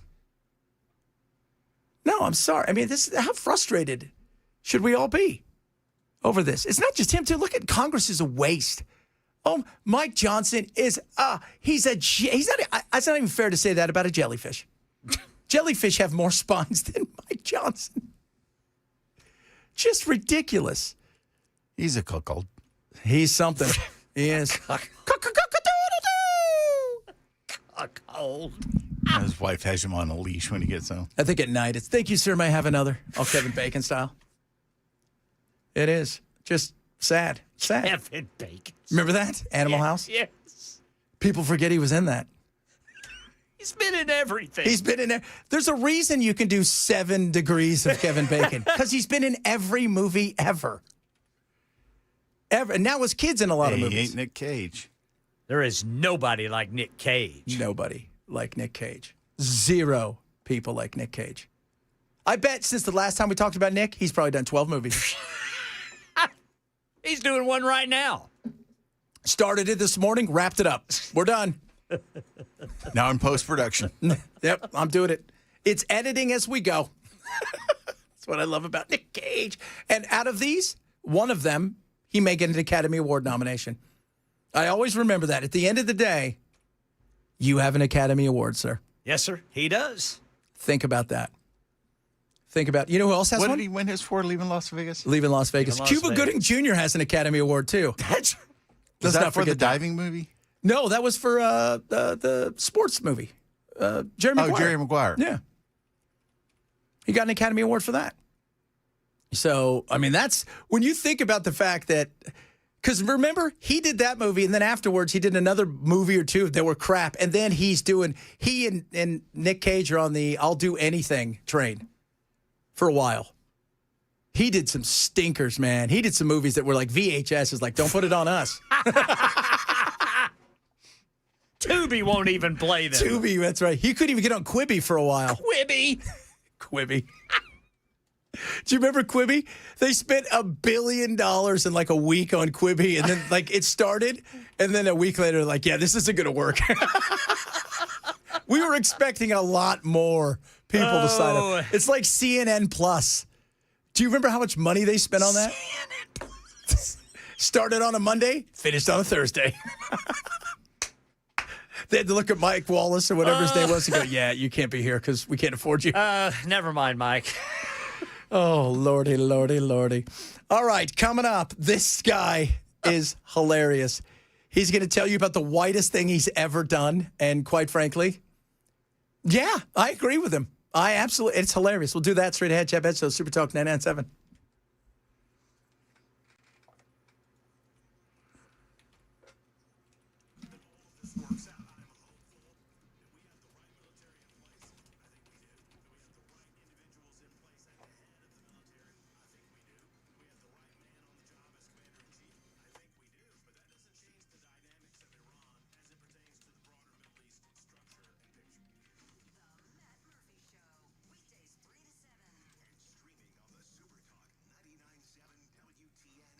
Omaha Steaks is incredible. Let me tell you something about Omaha Steaks and how amazing they are. Right now, 50% off Memorial Day sale.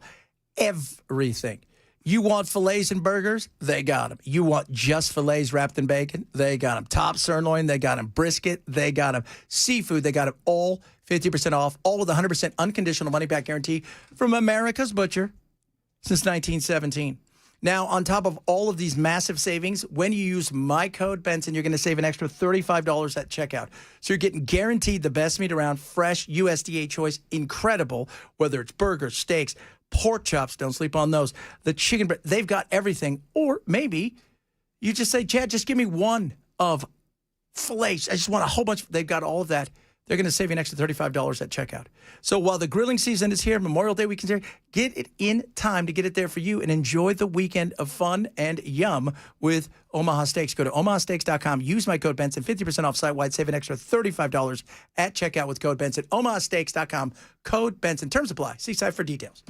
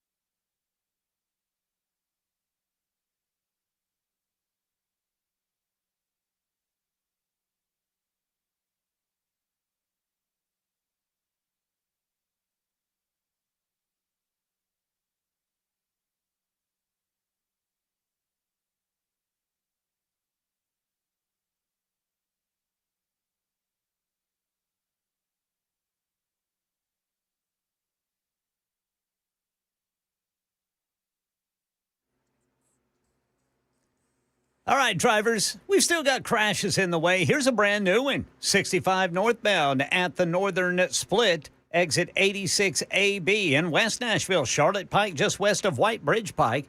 Nashville's officially been awarded Super Bowl 64. We'll tell you all about it coming up at 2 on Super Talk 99.7 WTN. Jason texted in and said, I've heard this one. If you guys haven't heard, this is spectacular. Hey guys, I'm a white guy. I've been white for 29 years now, and today I did one of the whitest things I've ever done. It's up there with playing lacrosse and joining a fraternity, two of the whiter things, but I think I'd take the cake here. Me and my girlfriend, we paid money for a cat therapist to come and try and help our cats get along. And I don't know if it's going to yield results, but what I do know is I can never pretend to be, remotely tough ever again. To help our cats get along. Oh, goodness me. Only in America. Do you guys remember the show with the cat? The guy would come over, the cat therapist guy with the glasses and the weird sideburns? Jackson Galaxy. What's his name? Jackson Galaxy. Oh, my goodness. Look up Bell's like, Jackson Galaxy. I'd probably meet him. I don't know about you. Probably get a signed autograph by him. You don't know. No, he started out in a band, and that was his stage name, but he just kept it when they started doing the show. Jackson Galaxy. Wow. That's a great name. He's fully tatted out and sometimes has long hair, but usually it's cut short now. Yeah. But he's got shapes. The mutton chops and things of that nature. But he's got a beard, but he's got shapes shaved into it. Yeah. And he apparently has a gift with He's a cat whisperer. cats. Yeah, he is the Caesar Milan of the feline world. Yeah. So you can't, if you don't snip a male cat, you can't make him get along with other male cats. No. Right? No, they're not going to get along. They're going to fight. They're going to bark everything and throw down. And they're going to do the crab walk, which is the greatest walk of all. Man, I felt so sorry for this neighbor cat of mine. He was such a sweet little fella. His name was Gaze, and he was snipped. What? Gaze. Oh. He was snipped, but Oscar down the road is not snipped, and Oscar would just kick his ass every day. I got to where I would hear Gaze, doing that, so I would run outside and run Oscar off. Because you had to. Because I had to. And Oscar was going to kill him. Yeah. One guy was playing with a full barrel of nuts, and the other one wasn't. And eventually Oscar was just like, come on, old man, I'll kick your ass too. I'll fight you, man. You want some of that? Fight you now. All right, coming up, hour number 3 of the program. I'll talk a little bit more about Iran. We'll talk a little bit more about Hot Take Tuesday, among other things. You missed the show, share, grab the podcast. Chat Passage Show.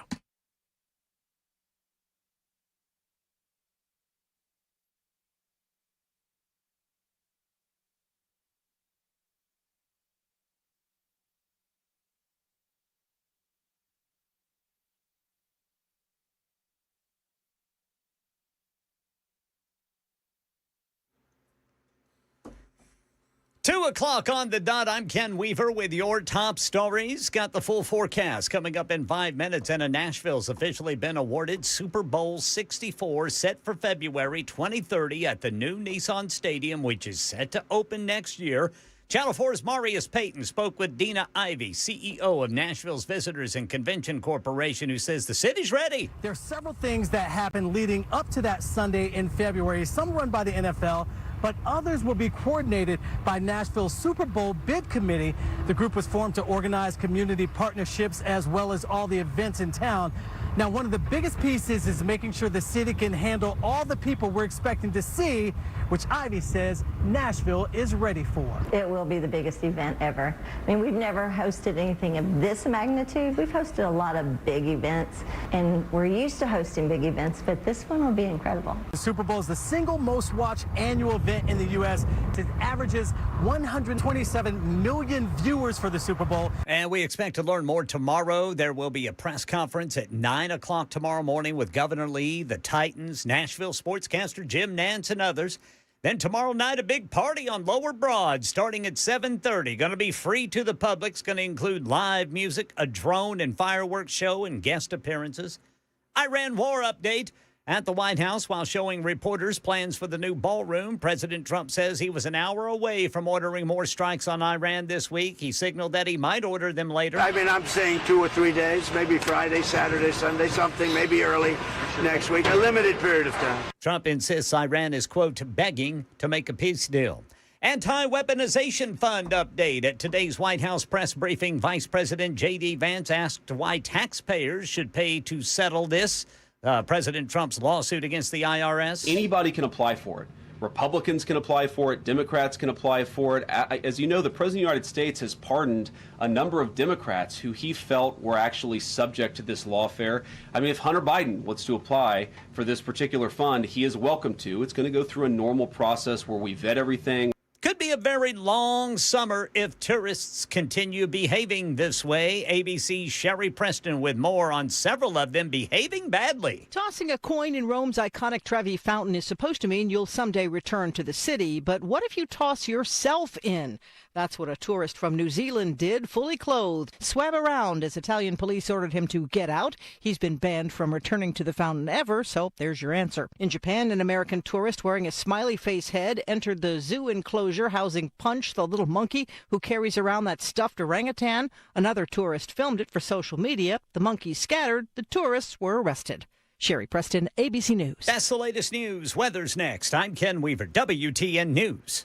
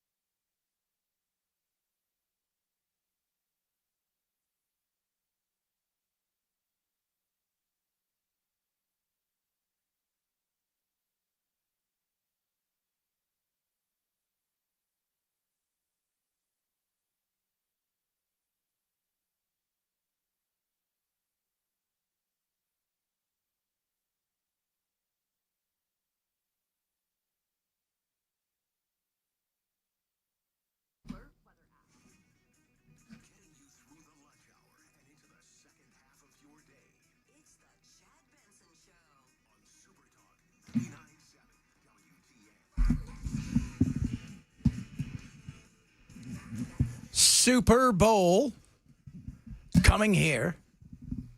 Be prepared for it. Very exciting. I do wonder how many people will actually get here for that week leading. It's Super Bowl week. The week before Super Bowl week, it's pretty quiet. People getting ready. But I bet it's going to be, what did Ken say? 600,000 people showed up? Yeah, 2019 NFL Draft. Now, we have some redistricting issues, as you guys know. Did you see what the NAACP said? Hey, black student athletes, don't play football, don't play basketball this year. Yeah, that's going to work. What do you think if they all boycotted? All the athletes? I don't think they all would. But what if they did? I don't know because I don't think they would. Well, the SEC, what do you think? Alabama, people are going to, let's be real.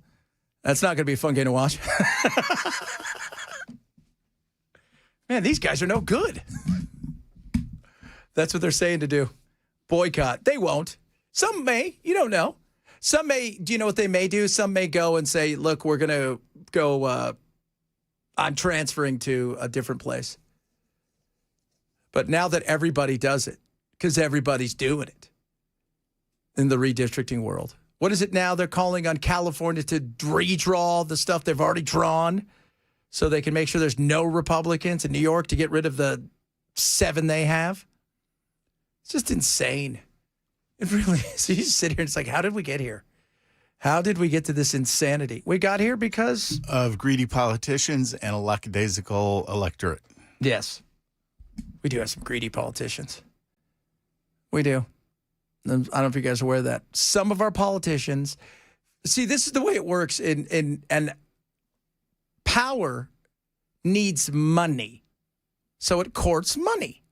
Money courts power. It's kind of like Reese's Peanut Butter Cup. They go together, and they're not going to give that up. So we'll see. If I don't think they would do that, but you never know. I wouldn't be surprised if a few people say, on principle, I'm not going to do it. On principle. We will see if that happens. Plus, these people over here are going to pay me a lot more money. Thomas Massie could be out maybe by tonight, could be over.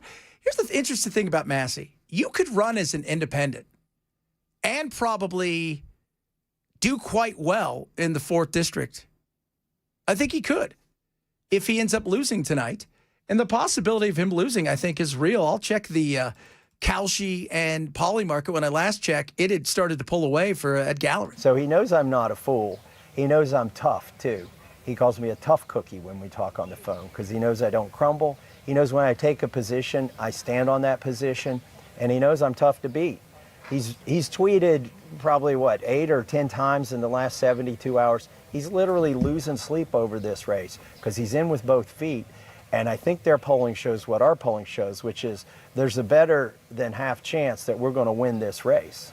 So on Kalshi, Ed Gallerin is 61% of the money's gone to him. He's starting to pull away. And it's almost it is identical on Poly market. So the money is on him to win, which is it's a shame. It is because, some of you are like, well, I really like Massie, but, he doesn't go along with Trump.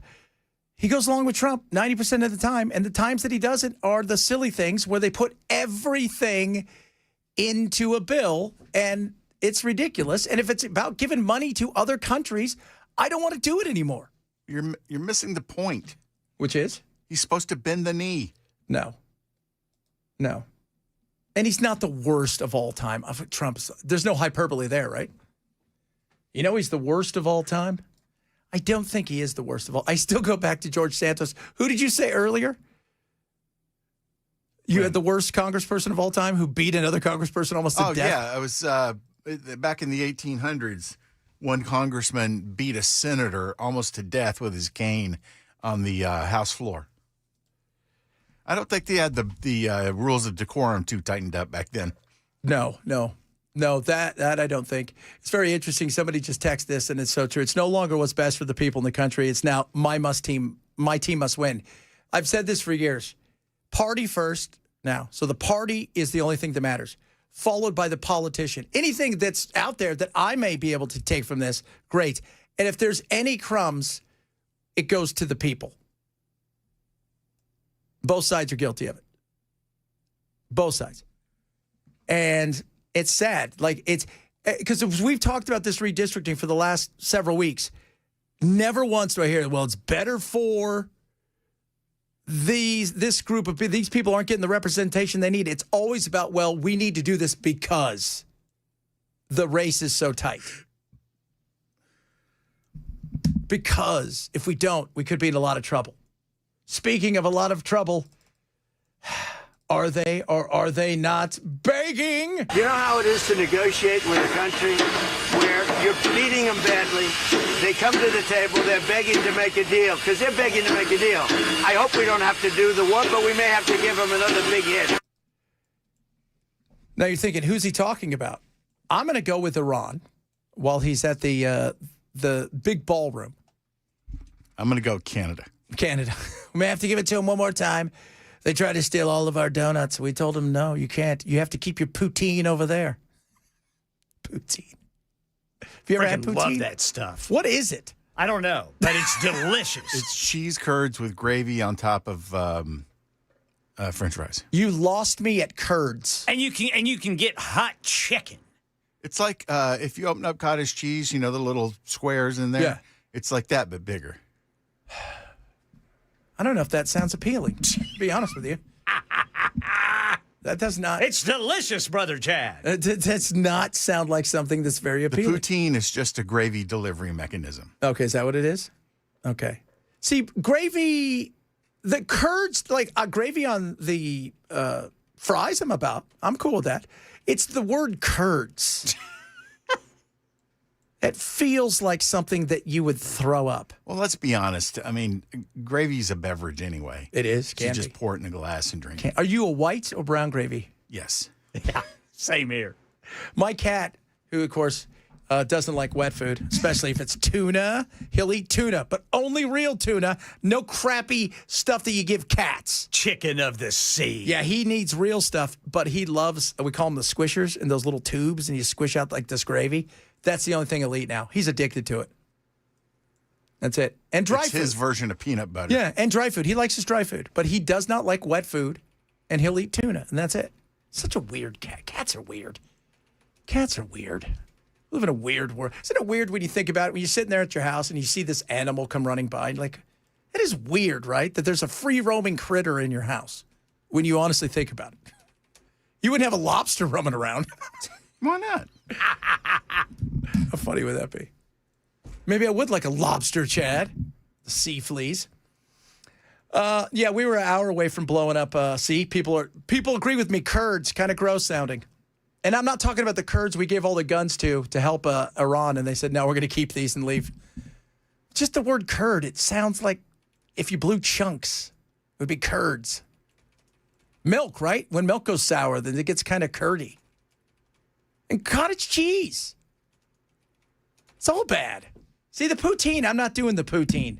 Sorry, not doing it. Andrew Jackson, by the way. I thought Andrew Jackson beat up a lot of people. He was old hickory. He was. He was tough as hickory. They were mostly indigenous people who didn't want to get up and walk. Well, we know those are trails of tears.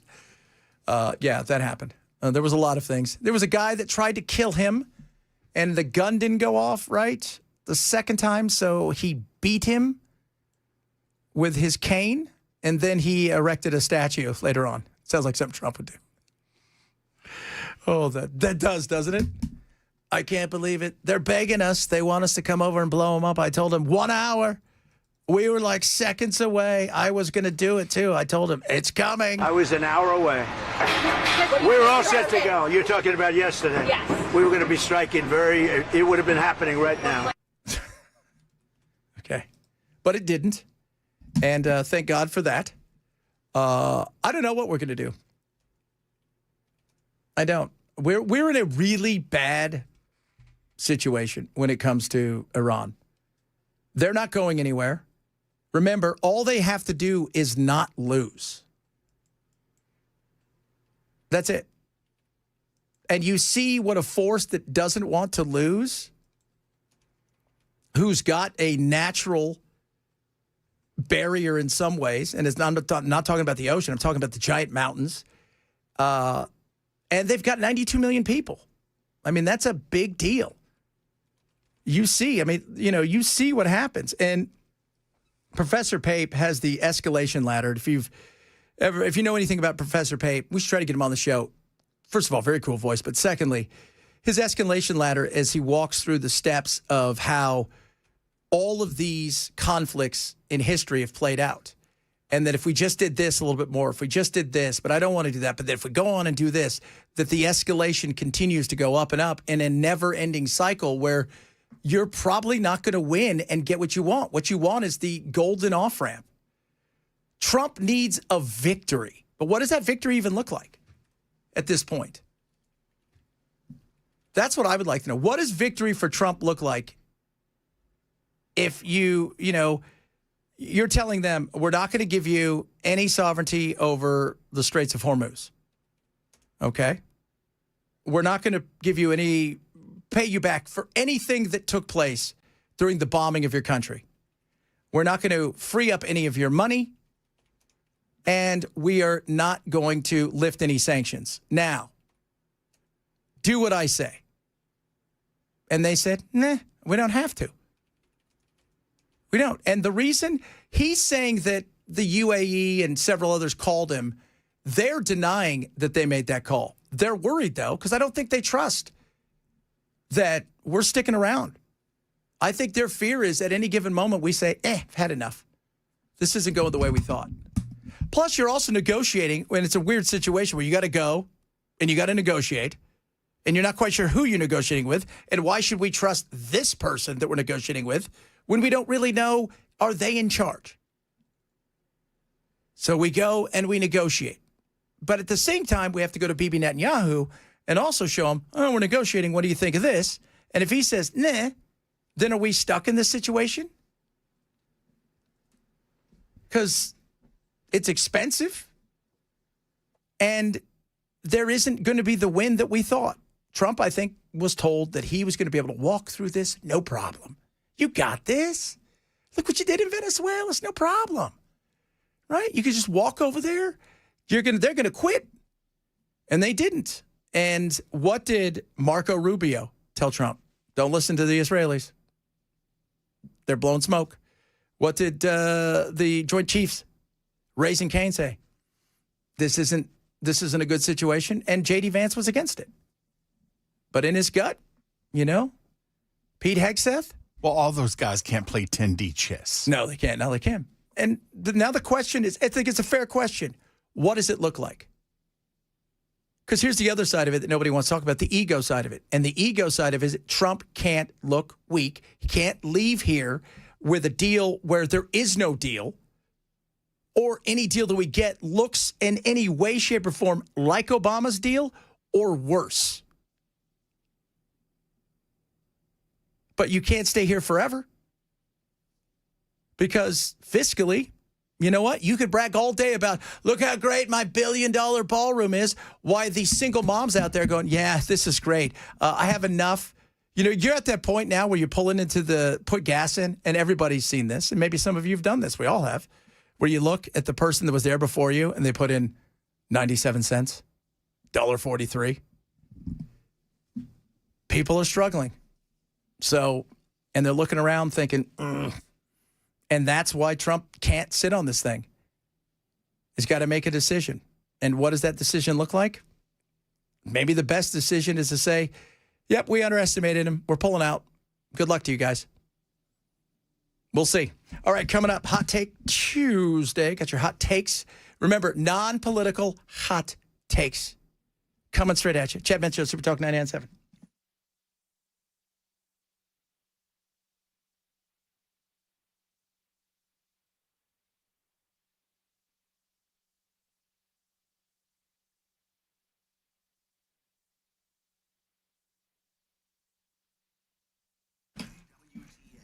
Relief Factor is very reliefy if you're sick and tired of being in pain. You don't want to be in pain. It sucks, right? And I'm talking about pain when it comes to your muscles, aches and pains in your joints, inflammation, which is the worst.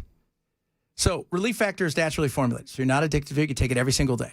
It is going to help you fast. You're going to start to feel a difference. And the beauty of it is it works from the inside out. It's not one of these things where it masks the pain. It doesn't do that. It's going to help you get to moving, feeling better. You don't have to live in pain. You can get away from pain, be independent of pain, and start feeling better again. I take it every single day. My wife takes it every day. Now's your turn. Try Relief Factor, $19.95. 3-week quick start. You're going to feel the difference within a few days. Go to relieffactor.com, relieffactor.com. Or call 800-4-RELIEF, 800, the number 4-RELIEF for Relief Factor.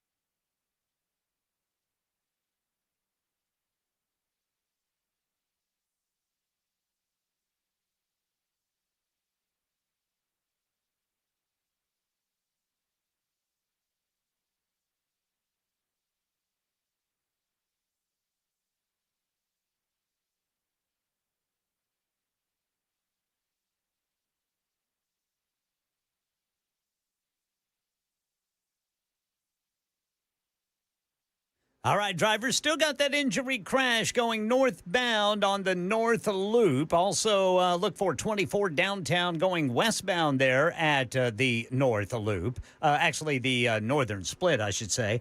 Then on the South Loop, got a crash eastbound right there at exit 210C. And in West Nashville, a crash, right lane block, 40 westbound at I-440. Good grief, it's not even rush hour yet. The NFL's bringing its biggest game to Nashville. We'll tell you about that coming up at 2:30 on Super Talk 99.7 WTN. Is it the Pro Bowl?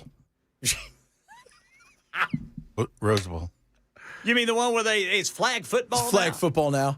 And I like how you said the Rose Bowl. That's our sports guy, ladies and gentlemen. Way to go, Brother Bilal. Hey, as long as the check don't bounce. That's it. You got it going on, man. You get it. That's why you're hot take. Hot take. Hot take. Hot take Tuesday. Hot take. All right, we're going to start with Bell this time. Wi-Fi will always be more important than food or water. Yeah. It is pretty important, Wi-Fi. What'd he die of? Starvation. I'll eat me some plastic. But boy, his Wi-Fi is really strong. That's right. He survived. How long? Well, the Wi-Fi was, the up was really fast. The down was, it was strong. It said it was strong, but he just couldn't make it because he hadn't eaten for 6 months. Couldn't afford food. Had to keep his Wi-Fi going. Well, all my solar power kept dipping out on me. There wasn't enough wind. Wasn't it? Solar wind power. So reliable. Speaking of reliable, my hot take is I don't want to hear about your meme coins, your I don't either. Bitcoin, right? Hey, dude, you don't even understand, man. It's the future, dude, okay? It's about the blockchain, man. It's what it is, bro, okay? Bruh. It's about the blockchain. So what do you have in your digital wallet? Nothing, because I'm a grown man. And I'm not. Look, if I'm going to gamble with my money, I'm going to Vegas, where at least I get a free drink and a dance. It's a cult, though. Sometimes it is. And if I get thrown in the slammer for counting cards, I get a lobster roll for dinner. Yeah, that is so weird, right? Who's that guy who's all tatted up, his face and everything? Oh, I don't know his name, but I know who you're talking about. That guy is thrown out of every place because and supposedly he's been thrown out for counting cards when he wasn't even doing it. Yeah, when he wasn't even doing it. But he's admitted to doing it, so now he's screwed. Yeah, and it's weird, though. It's so weird when you think about it. So wait a minute here. My mind is better than your deck of cards, but because I can win, somehow I have to leave. Correct. That is so bizarre. So bizarre. What you got for us, Ken? Nashville's hosting a Super Bowl. Fat Bowl. The really? real MVP won't be a quarterback, though. It's going to be whichever bartender survives Lower Broad. 600,000 people here for the NFL draft. Just imagine what that Super Bowl's going to bring. By the way, I found that cut from that upset Bachelorette. Let's hear it. Let's hear it. All right, so this is from the 2019 NFL draft. These ladies were quite upset because nobody told them that there were going to be a bunch of football people downtown. And it just changes, like, the crowd, like, what you're here for. Like, I don't want to hang out with a bunch of football guys. No. Like, I'm good. I already have to watch football on Sundays. I don't need to see any more of that. When did they start planning the draft? Because I feel like I just found out about this. I found out 3 days ago, and it made me want to cry. Yeah, she found out and told me a few months ago, and I said, well, we already booked it. We're not changing it. The person that's going to pay for this is my husband when I refuse to watch football the entire season. Like, I'm talking no Super Bowl. No. Because you get married once. Yep. How often does the draft happen? Every freaking year. Every year. Like, the worst. Wonder if they're still married. Probably not. She sounds fun. No demanding there. All these football people. I know. You know who's going to pay for this? The guy that's not here, who did nothing wrong because my friends were too stupid to find out what was going on this weekend in this city. And because of that, just like in my dreams, if he does something wrong, he's paying for it. She's fun. You get married once. No. And this is like every year. Oh, my God. She's awesome. She is. I bet she doesn't make a sandwich. I'll tell you that right now. Gosh, that cracked me up when I saw There would be no need because I wouldn't date her. It would, take your sandwich and get out. No. And you know what's weird? She probably got drunk on probably one of the paddle taverns and then ended up sleeping with some guy from Minnesota or Buffalo. Yes, there's another reason she can just mosey on. Yeah, that's it. Yeah, I'm telling you guys. I'm telling you right now. That's what happened. And he's probably just going, I don't know why she doesn't like to watch the Buffalo Bills. I'll tell you why. Because the number one pick was her number one pick and not yours. Coming up, we got some of your hot takes. We'll read some of those out as well. A little bit on Iran, Thomas Massey, among other things. If you miss any of the show, shame on you. Grab the podcast. Jeff Benson Show, Super Talk 997.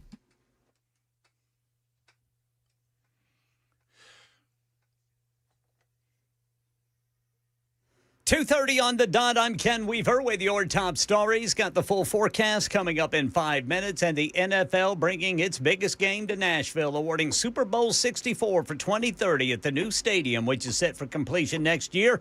Channel 4's Marius Payton has more from the site of the stadium. I sat down with Dina Ivey Monday morning, the CEO of Nashville Visitors and Convention Corporation. She told me a number of things. We talked about a few things. First, we talked about hotels. By 2030, Nashville will have more than 650 hotels with over 80,000 hotel rooms. Of course, traffic and security will be a massive part of this. Ivey says the NFL leads the charge on security, but they'll be working with Metro Police as well as emergency management. And this is not a one-day event. Yeah, we expect to learn more during a news conference tomorrow morning at 9. That's going to include Governor Lee, the Titans, Nashville sportscaster Jim Nantz. Then tomorrow night, a big party to celebrate on Lower Broad. Starts at 7:30, including live music, a drone and fireworks show, and guest appearances. Iran war update at the White House construction site for the new ballroom. The president told a reporter how close he was to ordering more strikes on Iran this week. I was an hour away.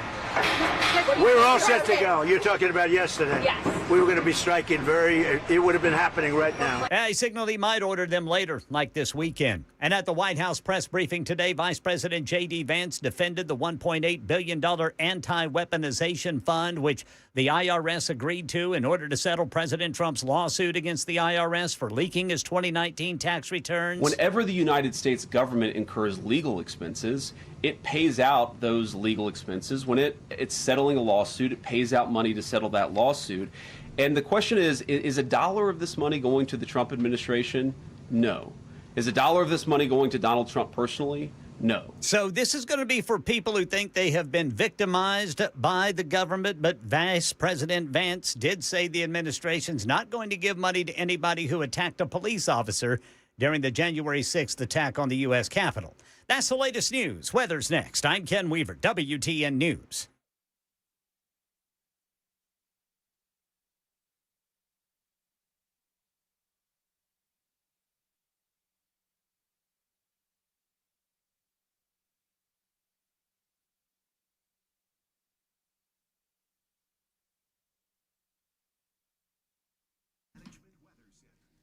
WSMV4 First Alert meteorologist Melanie Layden. Dry and hot today with temperatures back around 90 degrees. But later tonight, rain and storms move back into Middle Tennessee. Areas west of I-65 have been seeing a handful of thunderstorms that could be strong to even severe. Be sure to stay weather aware with the free WSMV4 First Alert weather app. When your home needs comfort, guess who you can count on? The pros at Busy Bee Plumbing, Heating, and Cooling. And right now, big doings. Take advantage of special financing on new HVAC systems. So this is up to 12 months, no payment, no interest, no prepayment penalty, and approvals vary by credit. And when you do, guess what? Sweet deal. One free Yeti Tundra 45 cooler when you install a 17-SEER or higher high-efficiency HVAC. Top of that, if you want healthy air, they got you covered. Healthy Hive exclusive electronic air cleaner. Whole home UV system, regularly $2,800. Yours right now, $2,300. Plus, Busy Bee handles all the rebates for you. The TVA rebates, $800 back on the mini split systems, $500 to $800 on heat pump systems, and even $50 rebate on AC tune-ups. And when it comes to plumbing, baby, they got you covered. Our man Nate and everybody out there, $300 off. Whole home drain repipes, $500 on water distribution repipes. What are you waiting for? Call Busy Bee. They got you covered. 615-775-7833 or online at busybehvac.com.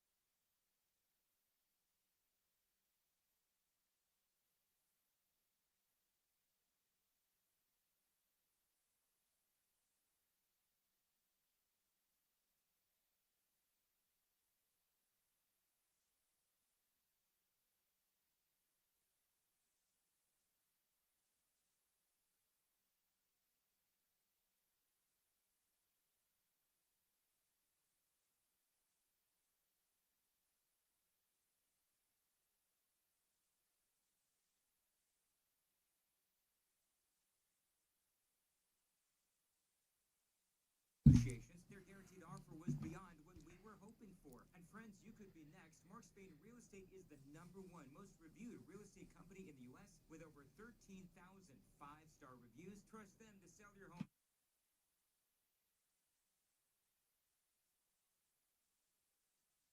Sold, or go to markspain.com to get a guaranteed offer on your home today. That's markspain.com and start packing. Omaha Steaks, 50% off right now. Go to omahasteaks.com. 50% off site-wide. Memorial Day. Big sale going on. Everything right now is 50% off. You want only filet mignon. They've got it wrapped in bacon, USDA choice. Certified yummy. If you want only burgers, they've got that. If you want a mix and match of everything, they've got that. Seafood, comfort food, they've got it all.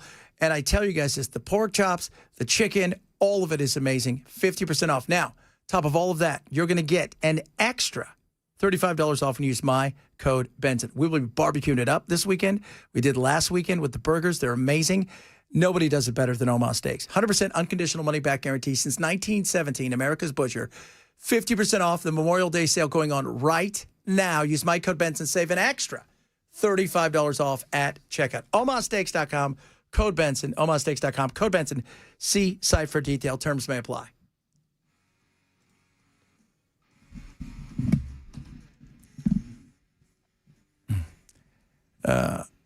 IRS, are you guys ready for this? The Department of Justice says you can't audit any of the Trump family whatsoever, IRS. So don't even think about it. No auditing whatsoever.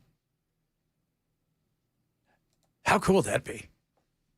That's the, he's going with the Armageddon playbook, which is, I don't have to pay taxes if I save the world. or do anything. What if I drag the world into a useless war against a bunch of people that they were going to kill us? They weren't going to kill us. They weren't. They weren't. They weren't. It's just amazing when you talk to people about Iran and the whole, well, they were going to get a nuclear weapon. Well, so what do you think was going to happen? They were going to get one nuclear weapon, which takes about 18 months. Even if they broke out to 90. Everybody's like, well, once they break out to 90, it's done. No. Now you got to figure out how to put it all together and to deliver it. That'll take 12 to 18 months at least. Okay, now what are you going to do with it? Well, we're going to bomb somebody. Who? We're going to blow up Israel. Would, if they really had a nuclear weapon, Israel would have already dropped a bomb on him. Already dropped a bomb on him. So they weren't worried. So then what was it going to be? Well, it's going to be Manhattan. No. It wasn't going to be Manhattan. Bell and I were joking. What are they going to have? 3 of them? But they're going to be so big, and they're going to get a third of the country, and then the coast of the West Coast, enough to get to Boise, Idaho. I'm sorry, Ken. And then to also Hawaii. Wasn't going to happen. But eventually they'll need one more so they can get Wyoming and Montana together at the same time. Oh, yeah. Got to kill those cows. Yeah, what are we going to do with Yellowstone? Let it erupt. No, I'm talking about the TV show. Cancel it. Never. Every show now is Yellowstone. So I don't know what we're going to do. But apparently, this is my take. I said it yesterday. I feel like, first of all, the fact that Ken called it yesterday, said they're probably going to attack maybe as early as today. And then Trump said, 1 hour, we stopped it. It was going to happen. And it was because we got phone calls from all these people, but those people are saying, yeah, we didn't call them. We didn't, but they're worried. Why would you be worried? Why wouldn't you be worried right now if you're the Saudis, because you're like, I don't think we can defend what we have left. And there's way too much stuff getting through. And all they need to do is hit 1 or 2 of these plants, these saline plants, the desalination plants. If they hit one of these desalination plants, it's going to be ugly. Because I don't know if you guys are aware of this, there's not a lot of water out there, fresh water. That's one of the big issues right now that Iran has. They've run out of fresh water. So there's a lot of, we don't need to be in this situation, but we're here. And I don't think it's going to change this week. I have a feeling, and it's just me, that if he's going to do something, when does Trump like to do something? Do it on a Friday into a Saturday. Why? Well, now he's got a 3-day weekend. So you can hit a whole bunch. You can see the spike in oil for a little bit. Then you can hope they come back to the table, but you could be done by Sunday, therefore leaving Monday to kind of recoup and see where everybody's at. And that way you can say, well, they're coming back to the table to try to keep the market from getting scared and going sideways. That's what I would think he would do. But who knows? I mean, like you said, at a moment's notice, he can go. He could snap. Just go. All right, Bell and Ken, honest question. Do you think Massey wins today or no?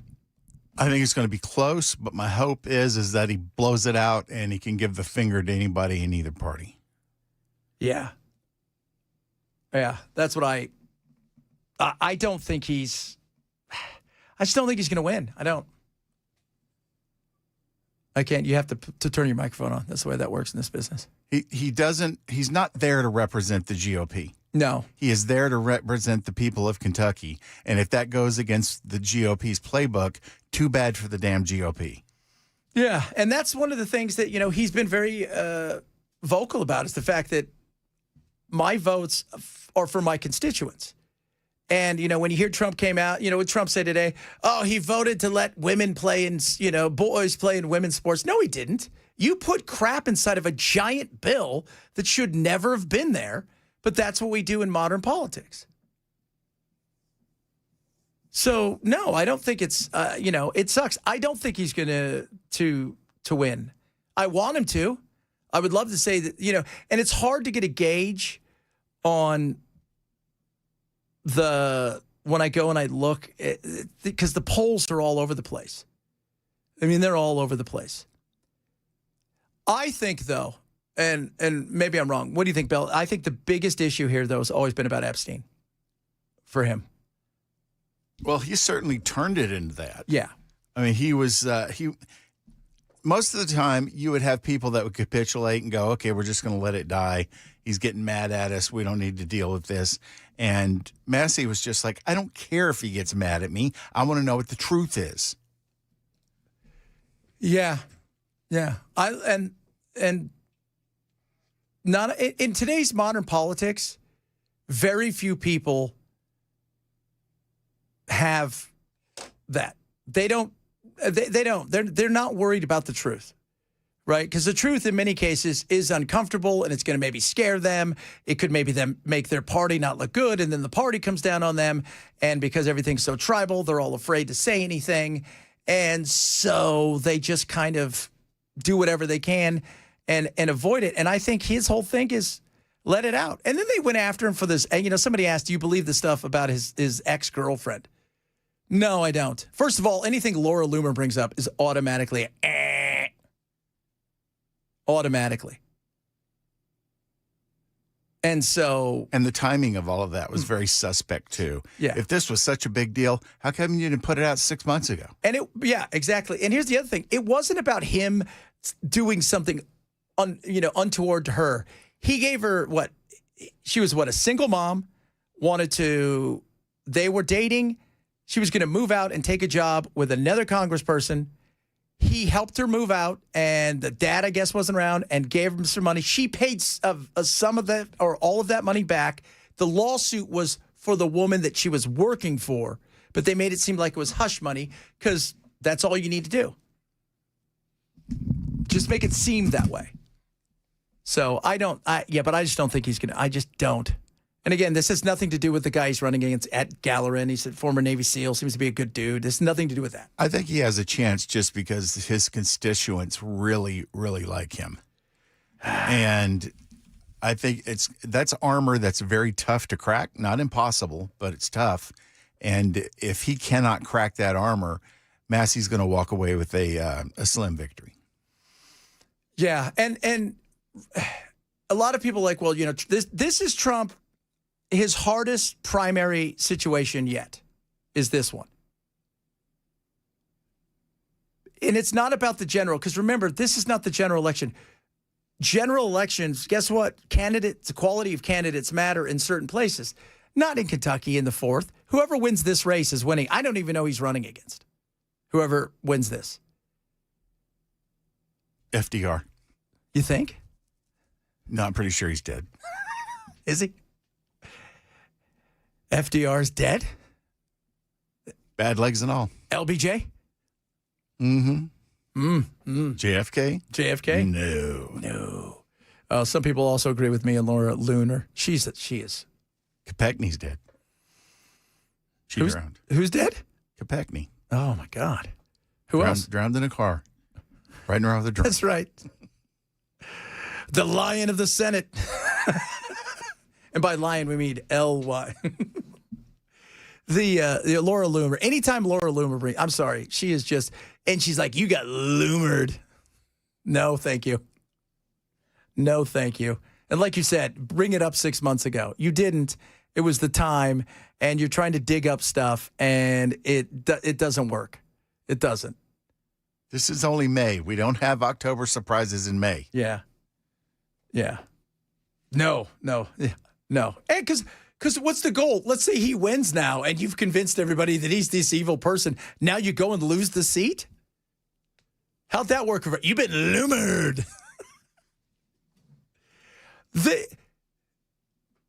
The fact that she has the president's ear at all is scary. She should be nowhere near the president of the United States. Nowhere near. Nowhere. Zilch. No. I don't care how tight your sweater is, ma'am. Or how big your mouth is. Oh, she's just the worst. She's a clown. She is. She's awful.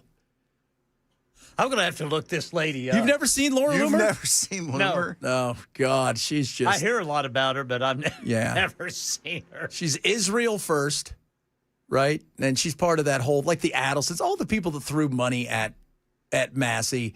It's so many people that have thrown money. Who are they? Adelson, a bunch of other people that have thrown a ton of money. Singer, all these billionaires who are Israel first. Even Trump said about Marianne Adelson, she's both an American and Israel, but she's easily Israel first. I threw some money at her, but I thought I was at a Tom Jones concert, so it doesn't count. Was it coins? Yeah. She's been throwing coins at her. Have a quarter. Bang, right in the head. Bang! And by the way, if you're going to throw a quarter or any kind of money into that fountain in Rome or wherever, you better watch out. Don't get in it. Man, Who does things like that? You know what? As we were talking about Bitcoin earlier, you know those guys that got into the cage with the little punch the monkey? Yeah, little punch the monkey. Guess what? Bitcoin and meme coin people. That's what they were. Really? Yes. That sentence could have been much more concise if you had just said idiots. Yeah. I just, at that point in time, I thought, I hope those animals have the Ebola virus. Wouldn't that be great?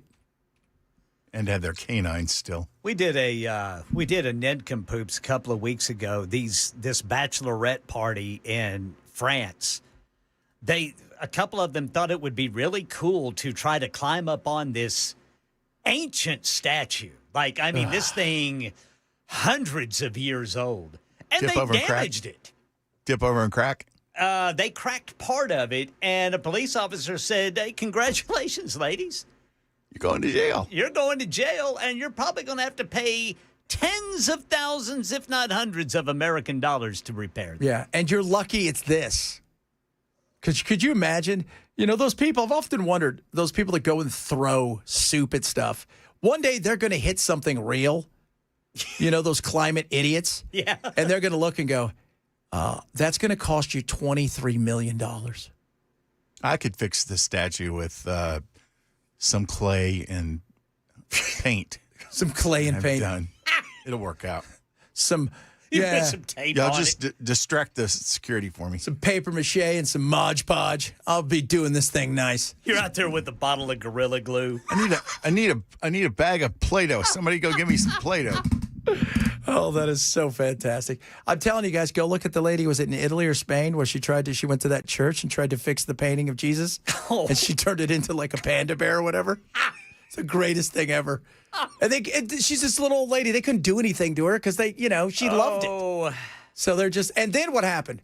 More people showed up to see that thing than to show up for the reason, for Jesus.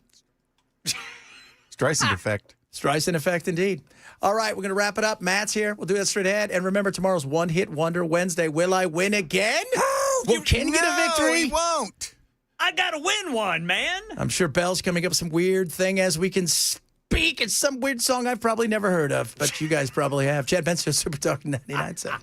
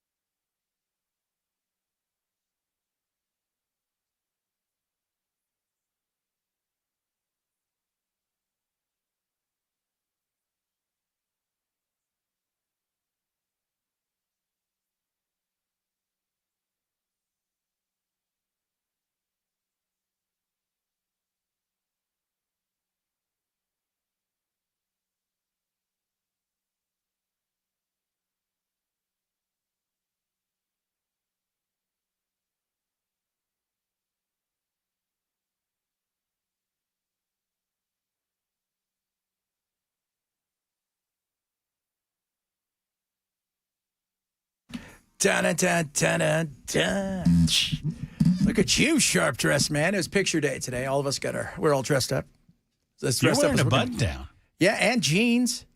Are you? It sucked, man. Hottest day of the year. Did they make us wear jeans? No, but I figured everybody did it though because these pictures are year round, and if they're showing Chad Benson off, on a random November day, they're like, why is this schmuck wearing shorts? Exactly. Right? Yeah. What did you have the adventure that Ken and I did where you got the hey go to Lonnie's?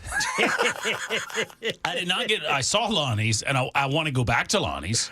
But I didn't go inside. So no, we were told to go there. Oh, well, that's nice. And that's where something would happen. And then we're looking around, and there was nobody there. Nobody at Lonnie's? No, finally, the guy came from way downstairs to find us.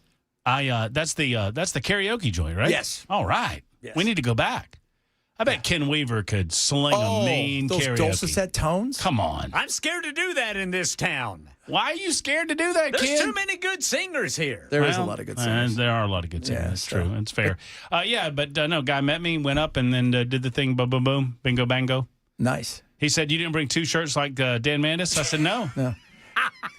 Dan Mandis brought 2 shirts for 1 picture, basically. Well, he had on a blue shirt. He had a pink shirt that his beautiful wife, Amy, suggested he might want to try. And suggested means that she probably told him. Expects to see. Yes. Yeah, some photos of that pink shirt. So were you there, Ken? I was there. Did Mandis do photos in both shirts? He did. Whew. Huh. One was salmon or pink? Blue and pink? Blue and pink. Huh. So, yeah, he's kind of a covered. yeah, he's covered in case there's a boy or girl. We got to decide which one's which. We're going to pop Dan to find out what it's going to be. Is it a boy? Is it a girl? It was kind of a salmon-colored shirt. That's salmon pink. That's pink. I wear pink, too. It's pink. Yeah, there's nothing wrong with that. Well, and that's nothing wrong and with it. nothing's more macho than Dan. No, and, I mean, who doesn't want to wear pink for your photo, for your station photo? Yeah, and a hat that doesn't match, by the way, any of the stuff he's wearing. We love Dan. That's what we do love Dan. Dan loves pictures, apparently. He was not a fan of Picture Day. Not a fan. That I do know. I didn't have to have the guy tell me that to know that Dan was probably not a fan of Picture Day. he said, this isn't going to take long. I said, that's good. Oh, God. And it didn't. No, it didn't. It was very because nice. I had to get 2-hour parking down there on Church Street, guys. Son of a biscuit. How many shots do you think he took of you, Matt? 1, 2, 3, 4 locations, 5 shots, 20. What was your location? Where did he take you to? I was on the roof for 2 of them, and then I was down there under the neon sign for one of them, and then at one other spot, he said, "Oh, boom, boom, boom." Okay. When do you get him back for picture approval? I don't know. Nobody knows. I will never approve those pictures. No. I didn't get to go under a neon sign. Oh, What'd you I did. do? They just took pictures of me on the roof. Oh, there you go. Good times. All I right, bet you thanks, look fella. good. Now scram. Yeah, everybody get out of here. Yeah, get out of here. See, I gotta take some more shots of Pinky. What are you talking about today, sharp dressed man? Well, we got the Super Bowl. We do right? got the Super Bowl. So we'll obviously be bringing that up. Kudos to all of us getting the Super Bowl. Andy Ogles is coming back on the show. He wants on the show, so he's on the show. 4 or 5. So. Yeah, you're going to ask him about all the good stuff going on with the money? There's a lot of stuff going on with the money, and a lot of stuff going on with you got to go over there to Memphis to campaign now. Oh, and is he going to get any of that $1.776 billion? I don't know. You should ask him how much he would like. I mean, I'm applying for mine. Hope you guys apply for yours. Let's go. All right, guys. Matt straight ahead.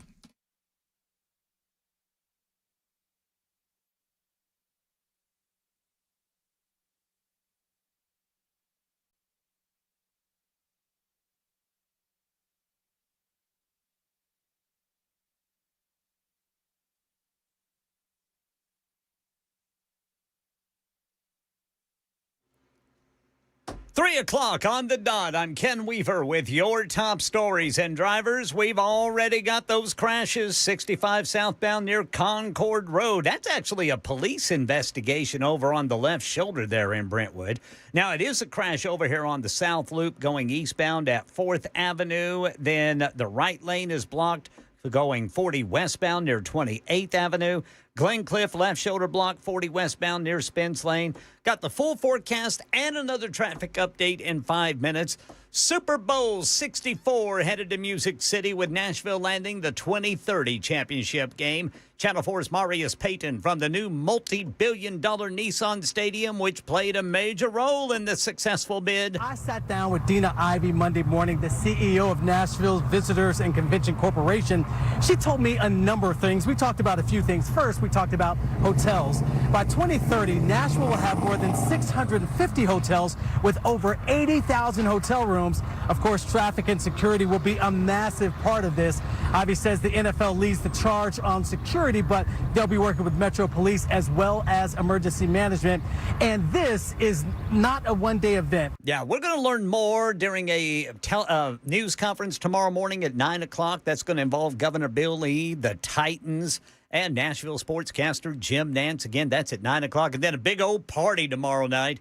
Live music starts at 7:30 on Lower Broad. It's going to include a drone and fireworks show, guest appearances.